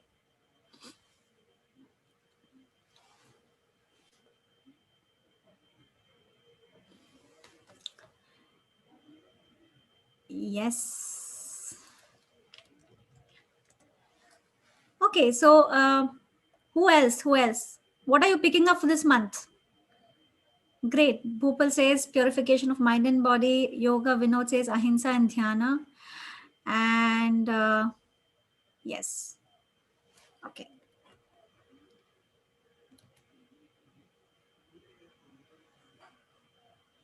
All right. Okay.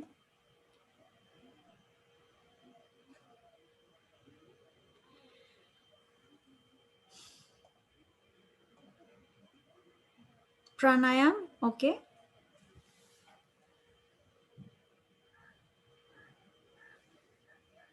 Who said aparigraha?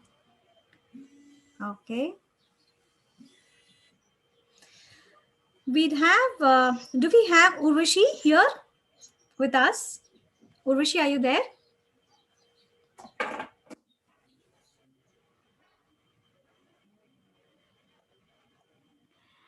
Hi, Urvashi. Good morning. Am I audible? Very audible. Okay. Great. 1 second. Yeah. Sure. Dr. Binoy will come back with you in a bit after this session. Yeah. Okay. My dear friends, we have a very beautiful, gorgeous Miss Urvashi Kaul. She is a master NLP and a theta healer. She's going to talk to us about fighting cancer and chronic illnesses with faith today. Welcome, welcome, welcome, Ms. Urvashi. It's a pleasure and honor to have you here, and we are looking forward to this session. Thank you so much. Thank you All so yours. much. Thank you. Thank you so much.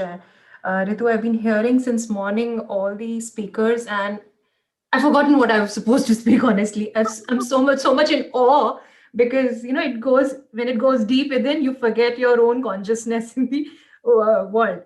So, Fighting cancer and chronic illness in faith. yes, and that's how you do it to start with. So I'll just introduce myself more. I'm not only a theta healer and a master NLP. So the beginning of my life, if I have to tell you, I am a PG in finance, worked in the corporate world for good 8+ years, and transformed later into a certified image consultant and a theta healer.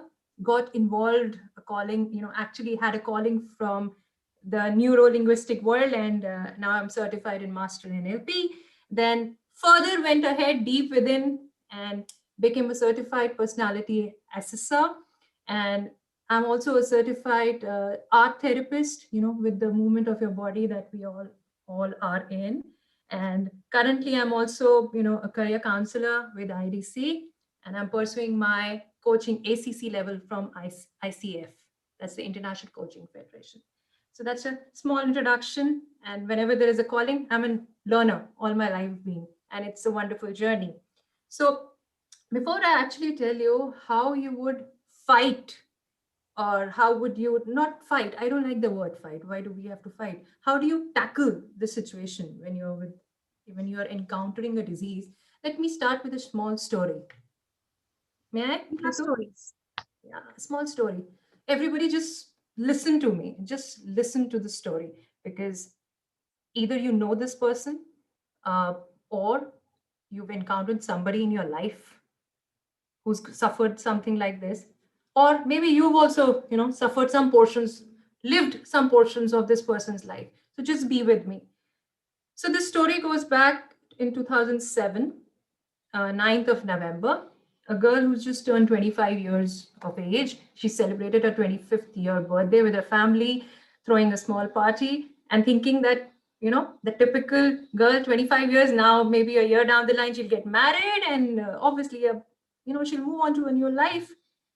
So 9th November, she is given a report where it says that her body has a tumor, a bad one, a malign tumor, which, if I have to use the word, the taboo word that we have in our society, is a cancerous tumor. So the whole life comes to a still.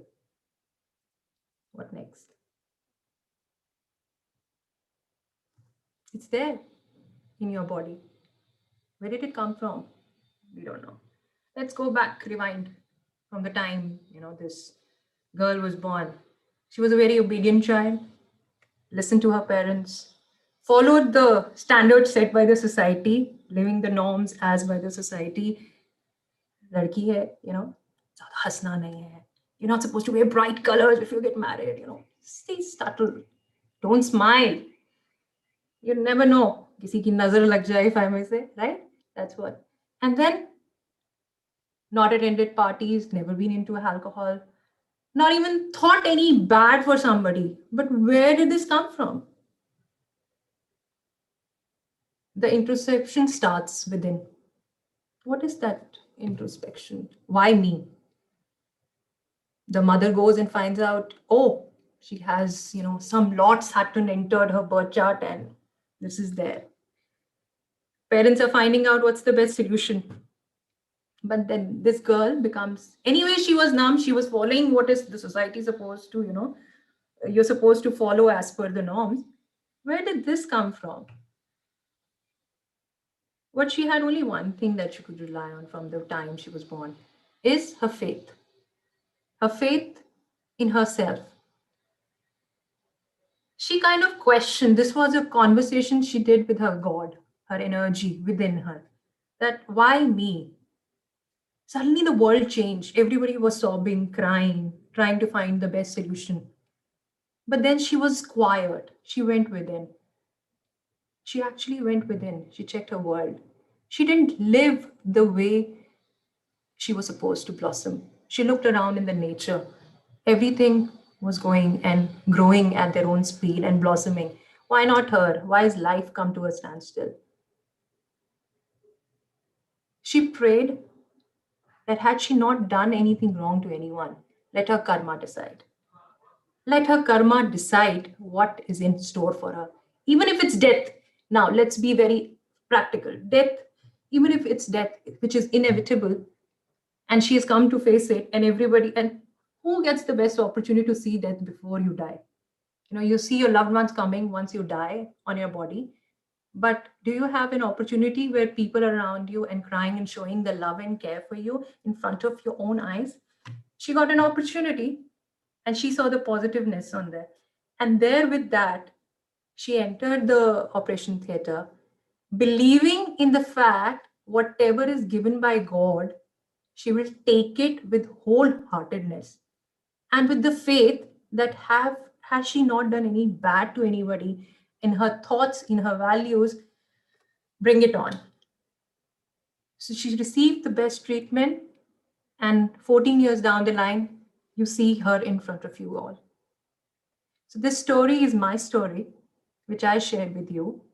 And I transformed from that caterpillar, or I would say, the cocoon that I lived in. I used that opportunity, which I would suggest, ask anybody who's suffering through, anybody share this story, because you have to come out.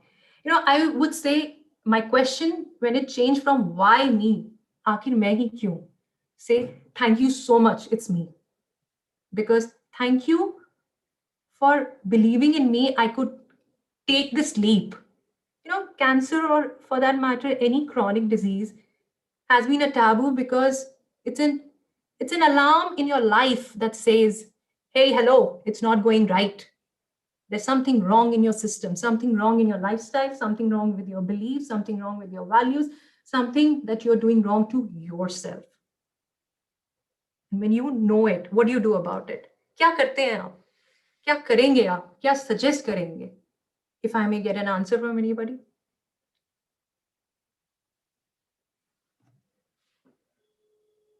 What would you do? So can I share? Yes, please. So I'm not saying I'm going to share my story in my sessions itself, but there was a time in 2014 when I experienced something very, very similar. And there was a complete darkness at that point in time. It was only and only practicing what you have shared right now. So I could not only overcame that challenge, but I also learned and grew from that challenge. This is what I want to tell you. Wonderful. Pat on your back. Because, thank you so much for sharing this. Because I believe that if you come in front and share your story, everyone has a story. We all have a story. But if you come and share, you inspire. If among a crowd of 100, you might inspire one.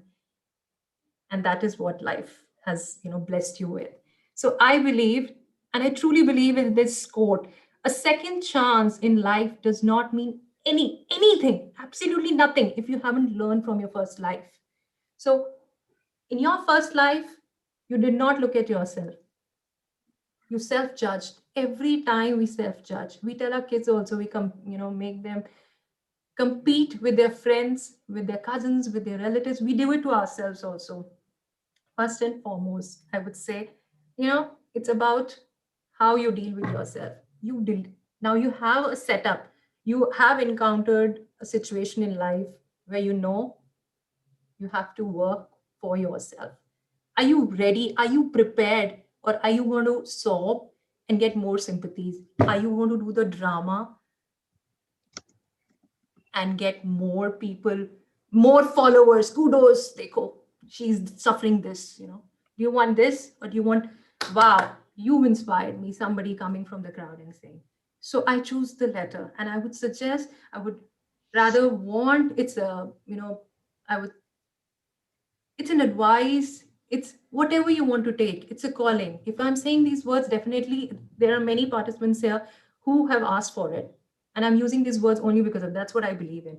It's not something that I have prepared, but something that you want to listen to. And this is why it's coming out, that if life has given you a second chance, please be aware, like all the speakers mentioned in the morning. Be aware, because it starts with awareness. So now what do I do if, something like this happens? I increase my faith rather than saying, oh God, and go down and deplete more energies. No, I bounce back. I bounce back with my faith. I bounce back with my lifestyle. A change is required. You know what happens to a water when it's stagnant? What happens to a water when it's stagnant? It stinks. If it doesn't flows, even छोटा सा भी पानी का कतरा कहीं से बहने लगे, a river, when it touches the sea, it takes time, but it's scared to get out of that muddy puddle and flow. Let it flow. That's what life is all about. It's the world that you need to change. And I'll mention seven keywords. Think your world with these 7 keywords. If most of you have a pen and paper ready, please write these down. Because believing in any religion, believing in any spirituality will start with you. दूसरों की जय से पहले खुद को हम प्रणाम करें. और कल, yesterday I heard Pontu Shivo, mention Aham Brahma. Actually, we are the creator of everything around us. Most of you know that. And I'm just going to mention these seven most important keywords. Just write it down. First, belief. Second, thoughts. Third, words. Fourth, your actions. Fifth, habits. Values. Last, what does value make? your destiny, and destiny is your character. Now let's go back. The character, what is a character? Before even I explain character, what is the difference between personality and a character? Anybody?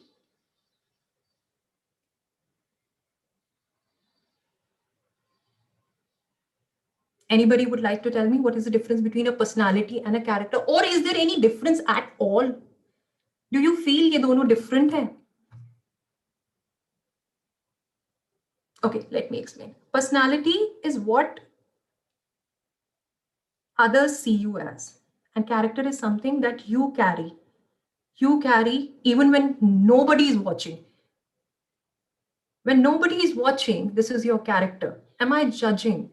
My mind is my character. I carry this with me everywhere, every time, even when I'm sleeping. So my character, if it's a habit of self-judging or judging anybody or just looking at something and making my own world, it starts with me. So I'll go back. So these 7 words that we wrote, if you just look at it, your character comes from your value. For example, you look at a color red. Can somebody write? The moment I say red, what comes into your mind? Whatever, just write blankly. Any word that comes to you. Love, flower, rose, anything that comes in your mind. What comes into your mind when I say red? Somebody's written love, somebody's written blood, hidden part of iceberg. What else? Love. Exactly. So that red brightness. Wow. I saw you dressed in bright. Wow. So just imagine the color red. We all have a different word. Emergency. Yes. The word color. एक सीधा सा color Lal. And we have defined it all differently. Why? Where is it coming from? It's coming from the belief, the value system that we've lived with. And that's what. Where are these coming from? Every kid. Why is every kid unique? Why is one kid a stock market depression? I love that. Exactly. One color and so many definitions. We are all unique.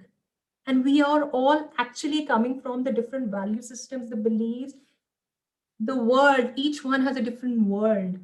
And words are our world. To make it simple, we need to practice something. You know, when I suffered a parotid tumor under my face, it was a revelation telling me that, Urvashi, I never spoke, I never smiled. And there was an uncle, I'll tell you, who said, it won't make much of a difference to you because you never smiled. And he was right. He was bang on my face and telling me, you don't smile there, you don't smile wholeheartedly. And I made a promise to myself, I'll smile every time. If I am alive post my surgery and my treatment, I will smile every time, no matter what. Today I'm married. I've got 2 kids and I'm happily married. My husband is like, I met him post my, this disease and treatment. And I'm telling you, every day has been so beautiful because I acknowledge the fact and I thank God with my whole faith that, wow, it's me. It makes me special in a lot of ways. So I change my word. We take a lot in our system. When I say the word, you are stubborn. Stubborn is coming with so much of negativeness, so much of stern. The moment I release and replace that word with, wow, you're a little slow learner. Oh, let's make you understand in a better way. My body, just practice this. The moment you point a finger at somebody and use this word, write down the 10 words that make you feel like, oh, you want to break somebody's head. Like, sorry for using this example, but then it happens. You're like, why don't you understand? Why can't we just change those words and relax our body? At the end, we are punishing our body. That person will never even be affected because it's our system, this world. Through chakras or any healing, but till you change your core belief, it won't happen. And these 7 words that I mentioned, the way it is, the pattern is formed, If we work backward slowly, it works. After all, this life is a life not only by your karmas, but it is a life of your choices, right? You go to a shopping mall, you pick up what you choose, you like with your beliefs. So your choices make you, your free will in your life makes you.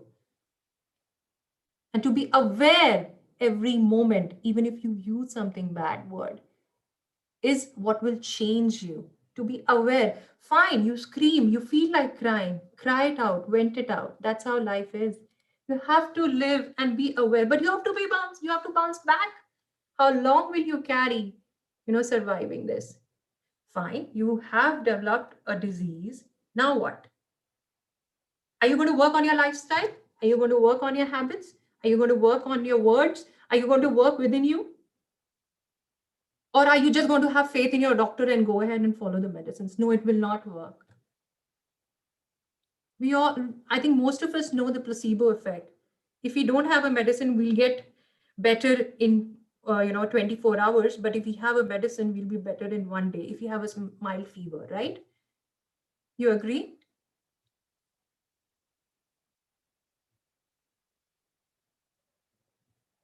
So that's the difference. If we make a free will, if we make a choice, we work deep inside within us.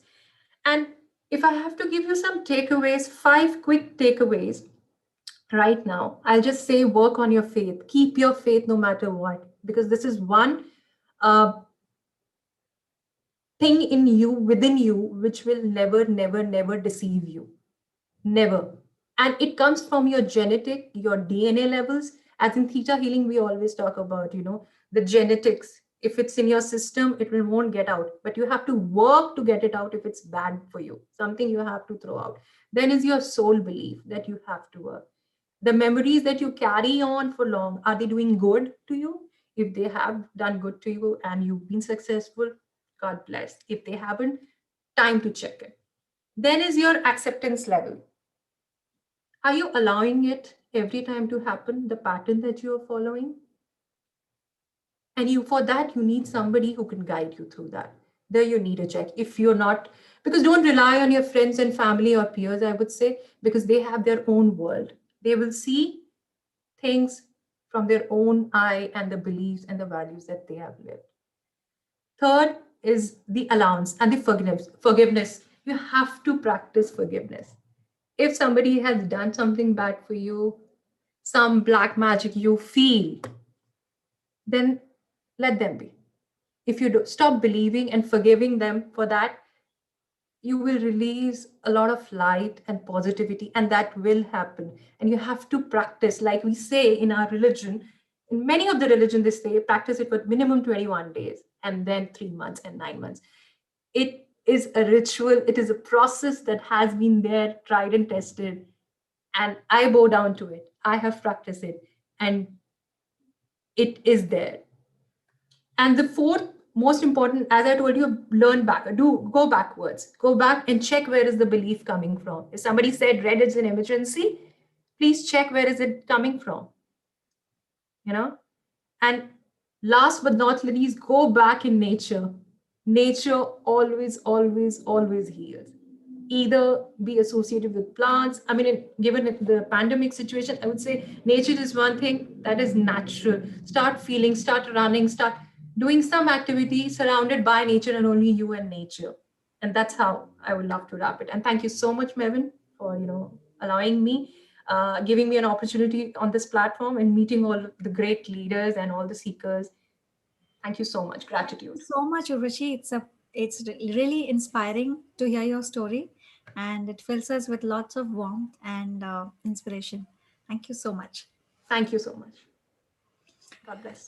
So, my dear friends, we have Dr. Binoy with us. Dr. Binoy? Yes. So, once again, we have you, and this time, could you please unmute yourself? We'll just do a quick sound check. Is it okay? Yeah, perfect. Great. Awesome. Great to hear you. I'm so happy. So, my dear friends, Dr. Binoy NJ, he is from BAMS, MD. He's an MD and he is an Ayurvedic psychiatrist, Kerala. I'm making a mistake. BAMS, what does that stand for? Bachelor's in Ayurvedic Medicine and Surgery and Bachelor in Doctor of Ayurvedic Medicine. Medicine and Surgery. Okay. He is a bachelor in Ayurvedic Medicine and Surgery. He's an MD. He's an Ayurvedic psychiatrist from Kerala. And he's going to be talking to us about mental health with Ayurveda. All yours, doctor. Yes. Thank you. Thank you for Thank you, joining thank us and a very, very warm welcome. Namaste, one and all. I am welcoming all Mavin family members, and directly I am going to the subject. We all know Ayurveda is a very old Indian great science. So, mental health in Ayurveda. So, we should know what is mind. Okay. So, Jnanadi Karanamatma. So, our knowledge is from our soul, but we need a instrument. For instrument for knowledge is mind. It is a instrument. How can we know that? Where there is an action and where there is a guna quality. Yatra asridaha karma gunaha samavayi karanam yaddravyam. Where there is an inseparable connection between action and the quality is known as a substance or an instrument. The synonyms of mind is chitta, chedas, hrit, swandam and sattva. So in Yoga Vasistam, in Bhagavad Gita and in all our Indian philosophy, we will able to see a chitta, cheda, hrit, swandam, sattva, because such a deep study, deep explanation in available in our Indian philosophy. So mind is that we need an instrument for knowledge. So next,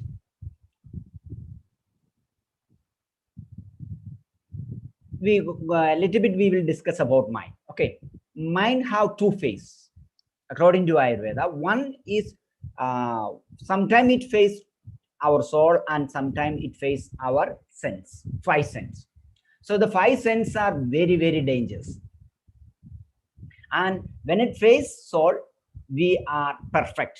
Sometimes we will in meditation, sometimes we will in a deep taba or whatever it may be, it is very good. But when it faces our five sense organs or five beds, which we connect our mind to the external world. So if at all we connect a negative points or in a negative area, if we are positive, we will able to judge, we will able to control, we will able to adjust with. So our mind should be strong. That is the first role of mental health. We should know ourselves. What is our limitations? What is our positive points? What is our negative points? What are the dislike? What are the wholesome food, thoughts, and action for our soul? What are the unwholesome thought, food, and action for our soul? It is something very important. So, Atma Jnana, knowing ourselves. Ayurveda is giving prime importance to that one. So, I think you will be able to follow what is mine. Then, what is mental health? Ayurveda is state that prasanna atma indriya mana. Prasannatvam is mean pleasure or happiness or joyfulness. So not only absence of psychological problems, or you are free from any psychological disorder, maybe neurotic or psychotic, you are not healthy. When you are healthy, your mind and soul and sense organ should be in a prasanna stage. Prasannatvam means joyfulness, pleasure, and happiness. So you realize Think yourself, are you happy? If you are not happy, in your body, in your mind, and through the sense organs, you are collecting some points or some knowledge or some actions which can increase your rajoguna and tamoguna. It not supporting your sattva. So what happened when it stimulates the rajoguna? You will get angry. You will have aggressive behavior towards you and others and to the public. Thoughts, action, habit, behavior, and your personality will change to an aggressive level. If you are aggravating your tamas,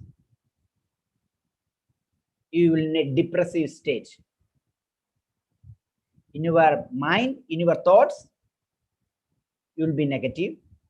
You always bother about your past. At same time, you will be corner off in your mind. In your family, you will be in a corner. And in society, you will be a corner. So you should not receive. You should not collect. You should not bother about from the mind and from your family and from your society, which can aggravate your Rajasiga guna and Tamasiga guna. So you will be having a very, very, very strong mental health. Coming to the next point. So withdrawal of harmful constituents is a psychotherapy. We all know all the moment, in each second, you have to face from your mind or from your sense organs or from your life partner or from your occupation, either aggressive problems or depressive problems, which will definitely harm your mind. So one thing you should understand, that the prime point, that desire and dream and our plan will not successful all the time. We should know to face failure also. And same time, sometimes our thoughts, our friends, maybe from the social, we cannot adjust with that, but we have to withdraw. I think everybody is able to follow. So what you have to create in your heart, you should create a love. You should love yourself first. Then you will able to love your life partner, your friend, your other social partners and everybody. So if you are not loving yourself, your heart is not fulfilled with love, what will happen? It will lead to all negative problems. Actually, the problem is not in the outside, it's inside. But we don't know. Always we blame. He is not right. She is not right. That rules are against to me. No, it's not against. We think that it is against. So be aware about our thoughts, action, habit, and behavior. So thoughts can become action. Action can turn to habit. Habit can turn to behavior. Behavior can turn to personality. Is it okay? Then, at the same time, in daily life, our mind will come across, or we have to fight with fashion, that is kama, angry, krodha, aggressive behavior, lobha, that is greed, harsha, that is excitement, bhaya, fear, moha, attachment or confusion, shoga, that is grief, chittadvega, anxiety, and vishada, depression. These are not disease. When it becomes disease, one day, every time, when you are alone, always you are angry. In your mind, always you are angry. You are aggressive in nature. You have fear. You have phobia. you have attachment or confusion, and again, you are not in a stage or state to control this, and the Vishada and Chittodvega or the fear or the angry is controlling you, that time you will become a patient. So you are the leader of yourself. I think all of you able to follow. So if your heart is filled with love, what I mean, the sattva state, the rajas and tamas cannot do anything. Okay, so first you think yourself, from your life partner, from your children, from your parents, you thinking that they are creating problems, but you just love them. Whatever the problem, you will able to manage. Okay, so try yourself, control your depression, control your anxiety, control your fear. That is a strong mental health. So when you are alone, you should mind your thoughts. When you are in a group, you should control your tongue. And when you are angry, you should bother about your temper. And same time, when you are in a trouble, you should able to control your emotion. In aggressiveness, you should not angry with you and angry to others. When you are in a Vishada state or in a depressive state, you should not kill yourself, and same time you should not kill others. So always, every time, increase your sattva guna qualities. If you are increasing your sattva quality, going to church or going to temple or discussing with your friends or discussion with your guru, it is entirely different to each person. Whatever may be the thoughts or action or the discussion, it should increase your sattva guna. If it is increasing your rajas and tamo guna, no doubt you will increase your aggressive behavior. If tamo guna you are increasing, it will lead to a depressive. And always very careful about our thoughts. And very good description is available in Bhagavad Gita about Swatiga food and Tamasiga food and Rajasiga food. I think already we had a section about it. And sleep and give rest to your brain. Okay, according to your body strength and your desire, have sex with your life partner, and at least give a 45 minutes every day to good exercise.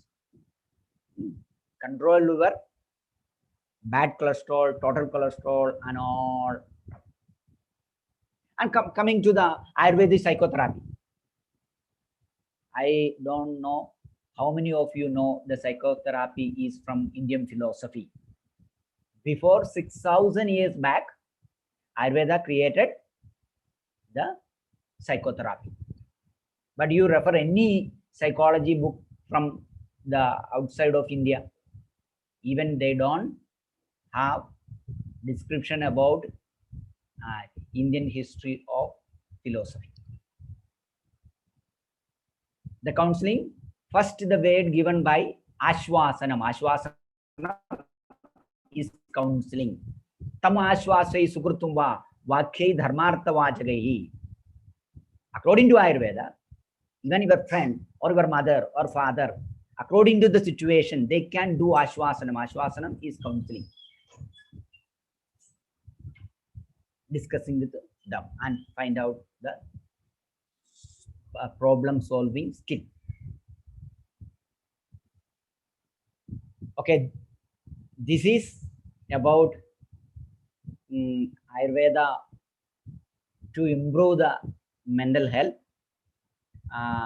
If you have any doubt, because I don't know, because Ayurveda psychiatry is very, very, very deep. You can ask question, I will answer to your doubt. That was really brief. I would say, Dr. Bina, we would definitely like to hear more from you about, in the daily life, we all go through a lot of stress. Like you said, enough sleep is required, sattvic food is required so that you can lead a happy life. Yeah. So could you also elaborate on what we should do as a practice? Because we all know we should not be stressful. We should contain, certain habits. But as a practice in a day-to-day life, these things get out of hand, and end of the day, we come to sessions like these, and some bulb, lights up, and we are on the practice for 3-4 days or 10 days. As a seeker, lots of us here would like to get into a space which is healthy and which we can maintain on a long-term basis. So if you could just share a few tips and which we can really take on, like, everyday basis, that would really help. Yeah. So, according to Ayurveda, all people, we can divide it into three. I told you, there are sattva predominant quality and rajo predominant quality and tamo predominant quality. The sattva predominant people, they don't suffer much psychological illness or psychological problems. They will able to manage themselves. But rajoguna people, always they are aggressive in nature. Even for a simple distraction, they will get angry. So what kinds of people should do? When they are free, they should have a look to inside the mind. What are the problems I have? What type of thoughts again and again emerging in our mind? I will give a good example. You just imagine a free land. Okay, you are not planning any good plan on that place. What will happen? The unwanted plant will grow there. Sometimes that plant will be poisonous. Sometimes that plant itself can destroy us. So in our mind, every time, every day, we should plant positive seeds. If you are a teacher, just imagine every day morning, yes, I'm a very good teacher. Today, in a different way, I'm going to teach my children. And same time, I will be good mother to my children. Positive thoughts and positive seeds should fill our mind. Unless what will happen? From the outside, the mind will go and collect. So, and another thing, all the time, when you are getting angry, please close your eyes and close your mind and take a deep breath and analyze. Is it I get angry to this reason or this point? If you have such a habit, definitely we will able to control the. Ayurveda is giving a very good example that either you should change the place, unless you should change the thought content, and the last way you can leave the place. In the first two steps, you are not able to follow, you change the place. Beautiful, beautiful. And the tamas is quite opposite. Always they are lazy. Always they are lazy. Why I should in the world? I cannot do anything. I don't have any good habit. Actually, that person have very good qualities, but they don't know. Always it covered by the negative thoughts. So such a people, definitely the who is predominant with the tamo quality, definitely morning and evening they should have a 45 minutes exercise. The mind and body have an inseparable connection. Suppose you pour a hot ghee into a cold vessel, within minutes automatically the vessel will heat. And same time, A cold, beautiful ghee, if you pour to a hot vessel, immediately it will absorb the heat of the vessels. So like that, body and mind have an inseparable connection. You are, how much food you are taking, according to the food, you are not burning. Your calorie is not losing from your body. Definitely that impurities will locate or it will stay, yeah, either in the muscle, either in the mind. If Sukshma Bhava will settle down in the mind and the Stula Bhava, the more particles will deposit in your mind. It is bad cholesterol, maybe increased protein, whatever it may be. So for all this, a good exercise is mandatory. Mandatory. Got it. No doubt. Right. So for the mental wellness, physical wellness is a very, very important question. So if you have toxins in your body, Yes. it'll also affect your mind and your thought process. Yes. So in the same breath, if you could also answer one question which is relevant, that Vata, Pitta, and Kapha dosha, these are important. They are called doshas. Now, if you could enlighten us a bit on that, and how is it that we would know what is more, and what are the few simple techniques that we could use, ourselves on a day-to-day basis in our own homes to balance it out? Oh, yeah. Okay. Vada, Pitta, and Kapha. Rajas and Tamas are the doshas of mind, and Vada and Pitta are the doshas of body. The person with Vata predominant people, his thought always is changing in nature. For example, the very clearly Susruta saying that he cannot have more friends. Keep on, he will or she will change the. There is a mental behavior changing. Always the wind is moving from one place to another place. Like that, the behavior and habit and thought always will be moving in the Vata predominant people. So in such a people, if the body weight is less, they are very lean. They can have medicated ghee, very beautiful meditation, and same time where he or she is very happy.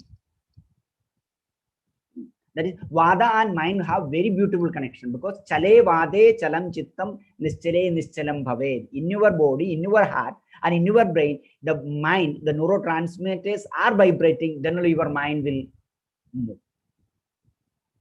So Vada predominant people, they always should have more bhakti. They should have more love. Always they bother about, yes, I am not getting respect. All other people are not loving me. No. The person is wrong. Because of Vada predominant, he is not in a position to judge, yes, I am getting respect from others. It is in the middle part. Pitta is in the middle state. In all work, they will able to finish according to time. They are very intelligent. But very bad problem is he is very temper. Quickly they will get angry. And in unwanted place and unwanted thoughts also they will go very deeply. Okay. Suppose a Pitta predominant man is waiting in a bus stand. The bus is maybe 2 or 3 minutes is late. You know what the Pitta predominant man is do? What happened? Maybe something happened to the driver. Oh, suppose this bus I am not able to catch. What will happen to the next work? Vada people, he will produce to the public. The walking style will different. The way of behavior will be different. Too near man or female, the Vada man will show. The angry against the driver. Kapha, no problem. Yes, I know that sometime a bus will be late. It's made my vision. It can happen. So you don't think Kapha is extraordinary. No. Kapha people also having problem. They are very slow and very dull.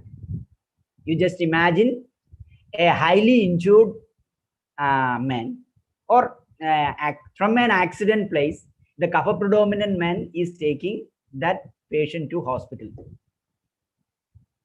The vada predominant men will be in 80 kilometer speed. Pitta will with very careful, and there will be a very intelligent movement, maybe between 40 to 60. But kapha will be always below 20. No need of going to hospital. Before that, maybe the patient will die. So vada, pitta, and kapha should be an equilibrium stage. To reduce kapha, exercise and very good thoughts are very important. And pitta, take always cold food items. Always sharpness and hotness is the problem of pitta. Aloe vera juice, sadhavari juice, or milk, medicated ghee, taking shower in cold water, simply sitting in front of river of a very good river. Which area is calming your body and mind. And vada prominent people should have food, thoughts, and then nature should be nourishing in nature. Because hair, all bones, all body cavity is empty. Got my point? It's empty. So take plenty of medicated ghee and soup, vegetable soup. And another thing, most of the people have an idea Ayurveda is a pure vegetarian science. Not at all. He's giving a very beautiful example that where we should use meat, where you should use egg, where you should use chicken and all the things. If you are suffering from TB, tuberculosis, Ayurveda it is known as Rajayakshma or Shaya. In that stage, even if the patient is vegetarian, Acharyas are saying that you should say that this is a vegetarian food and you should give non-veg to that patient because the patient need non-veg. So are you able to understand the philosophy behind the Ayurveda science? Yes, yes, yes. And one last and quick question. It's almost time to wrap up, but I think we have lots of questions popping up now that we're, a lot of insight has gone into. So when we talk about pH balance and when we talk about Vata, Pitta, and Kapha balance, yeah. So it's like it's never possible that we have any of these imbalance. Today it's Vata, it's like high. Tomorrow it could be, the equilibrium. Yes, every day, every moment it will change. It's varying. Yeah. So our decisions, our behavior patterns are all varying all the time. Yeah. So same person may not think or may not be at 80 kilometer one day and may not be 20 kilometer one day. It could be like, different things. Yes. So how do we really know what is it that we need to take up as a practice? Because the practices you mentioned are if you know for sure that you are a Vata or a Pitta or a Kapha. Yeah. So that is one question. And what is the correlation between pH balance, which we talk about, and Vata, Pitta, and Kapha? Yeah. I think that we just have 2 minutes left. Only 2 minutes. Okay. So, but it's a big question. So if you could answer that quickly. Yeah. Usually our blood pH is 7.2 to 7.4 like that. Okay. Whenever the pH is going down, all your pitta quality will increase. If you take avocado, if you take garlic, or if you take pineapple, definitely the pitta dosha will get aggravated. Simultaneously, the vada also will get aggravated. If the pH is going down, if it is moving to an alkaline nature, all kapha qualities will increase in your body. So it is very easy to understand. Whenever vada is get aggravated, kapha will decrease. Okay. When kapha is aggravated, vada will decrease. Yes. So who is maintaining the pH? Is pitta. Pitta. Yeah, pitta. So that is why you have medicated ghee. So if you are very aggressive pitta predominant, you process the ghee with aloe vera, sandalwood, because all are naturally very cool in action. If kapha is predominant, you add turmeric, ginger, pepper. These are spices very hot in nature. So it will melt our natural fat and all other unwanted toxins. Vada, you take more with the protein and fiber content food, automatically the all empty space will fill with the fat content with the medicated ghee. So medicated water is okay, medicated dhyana is okay, medicated lipids is okay. It depends on the person. Yeah. So now the question, last question is one, I need to have your details so that all of our participants and trainers can get in touch with you. Okay. And, now is the time for distance healing. So I don't know how you would go about that, but just in case you could give us an insight as how do we really create this possibility with you. If you could type it out in the chat box, that would be really. Yes, definitely. Okay. Thank you. Thank you so much. Okay. There's a question in the chat box, but we're running out of time. So yeah, I will put that question personally to you on the chat box and we'll probably have it answered for everyone. Yeah. Thank you for such a very good opportunity. Thank you so much, and pleasure that you're doing a great work for the consciousness. You're digging out the subconscious patterns from a different perspective altogether. Okay. So thank you so much. So my dear friends,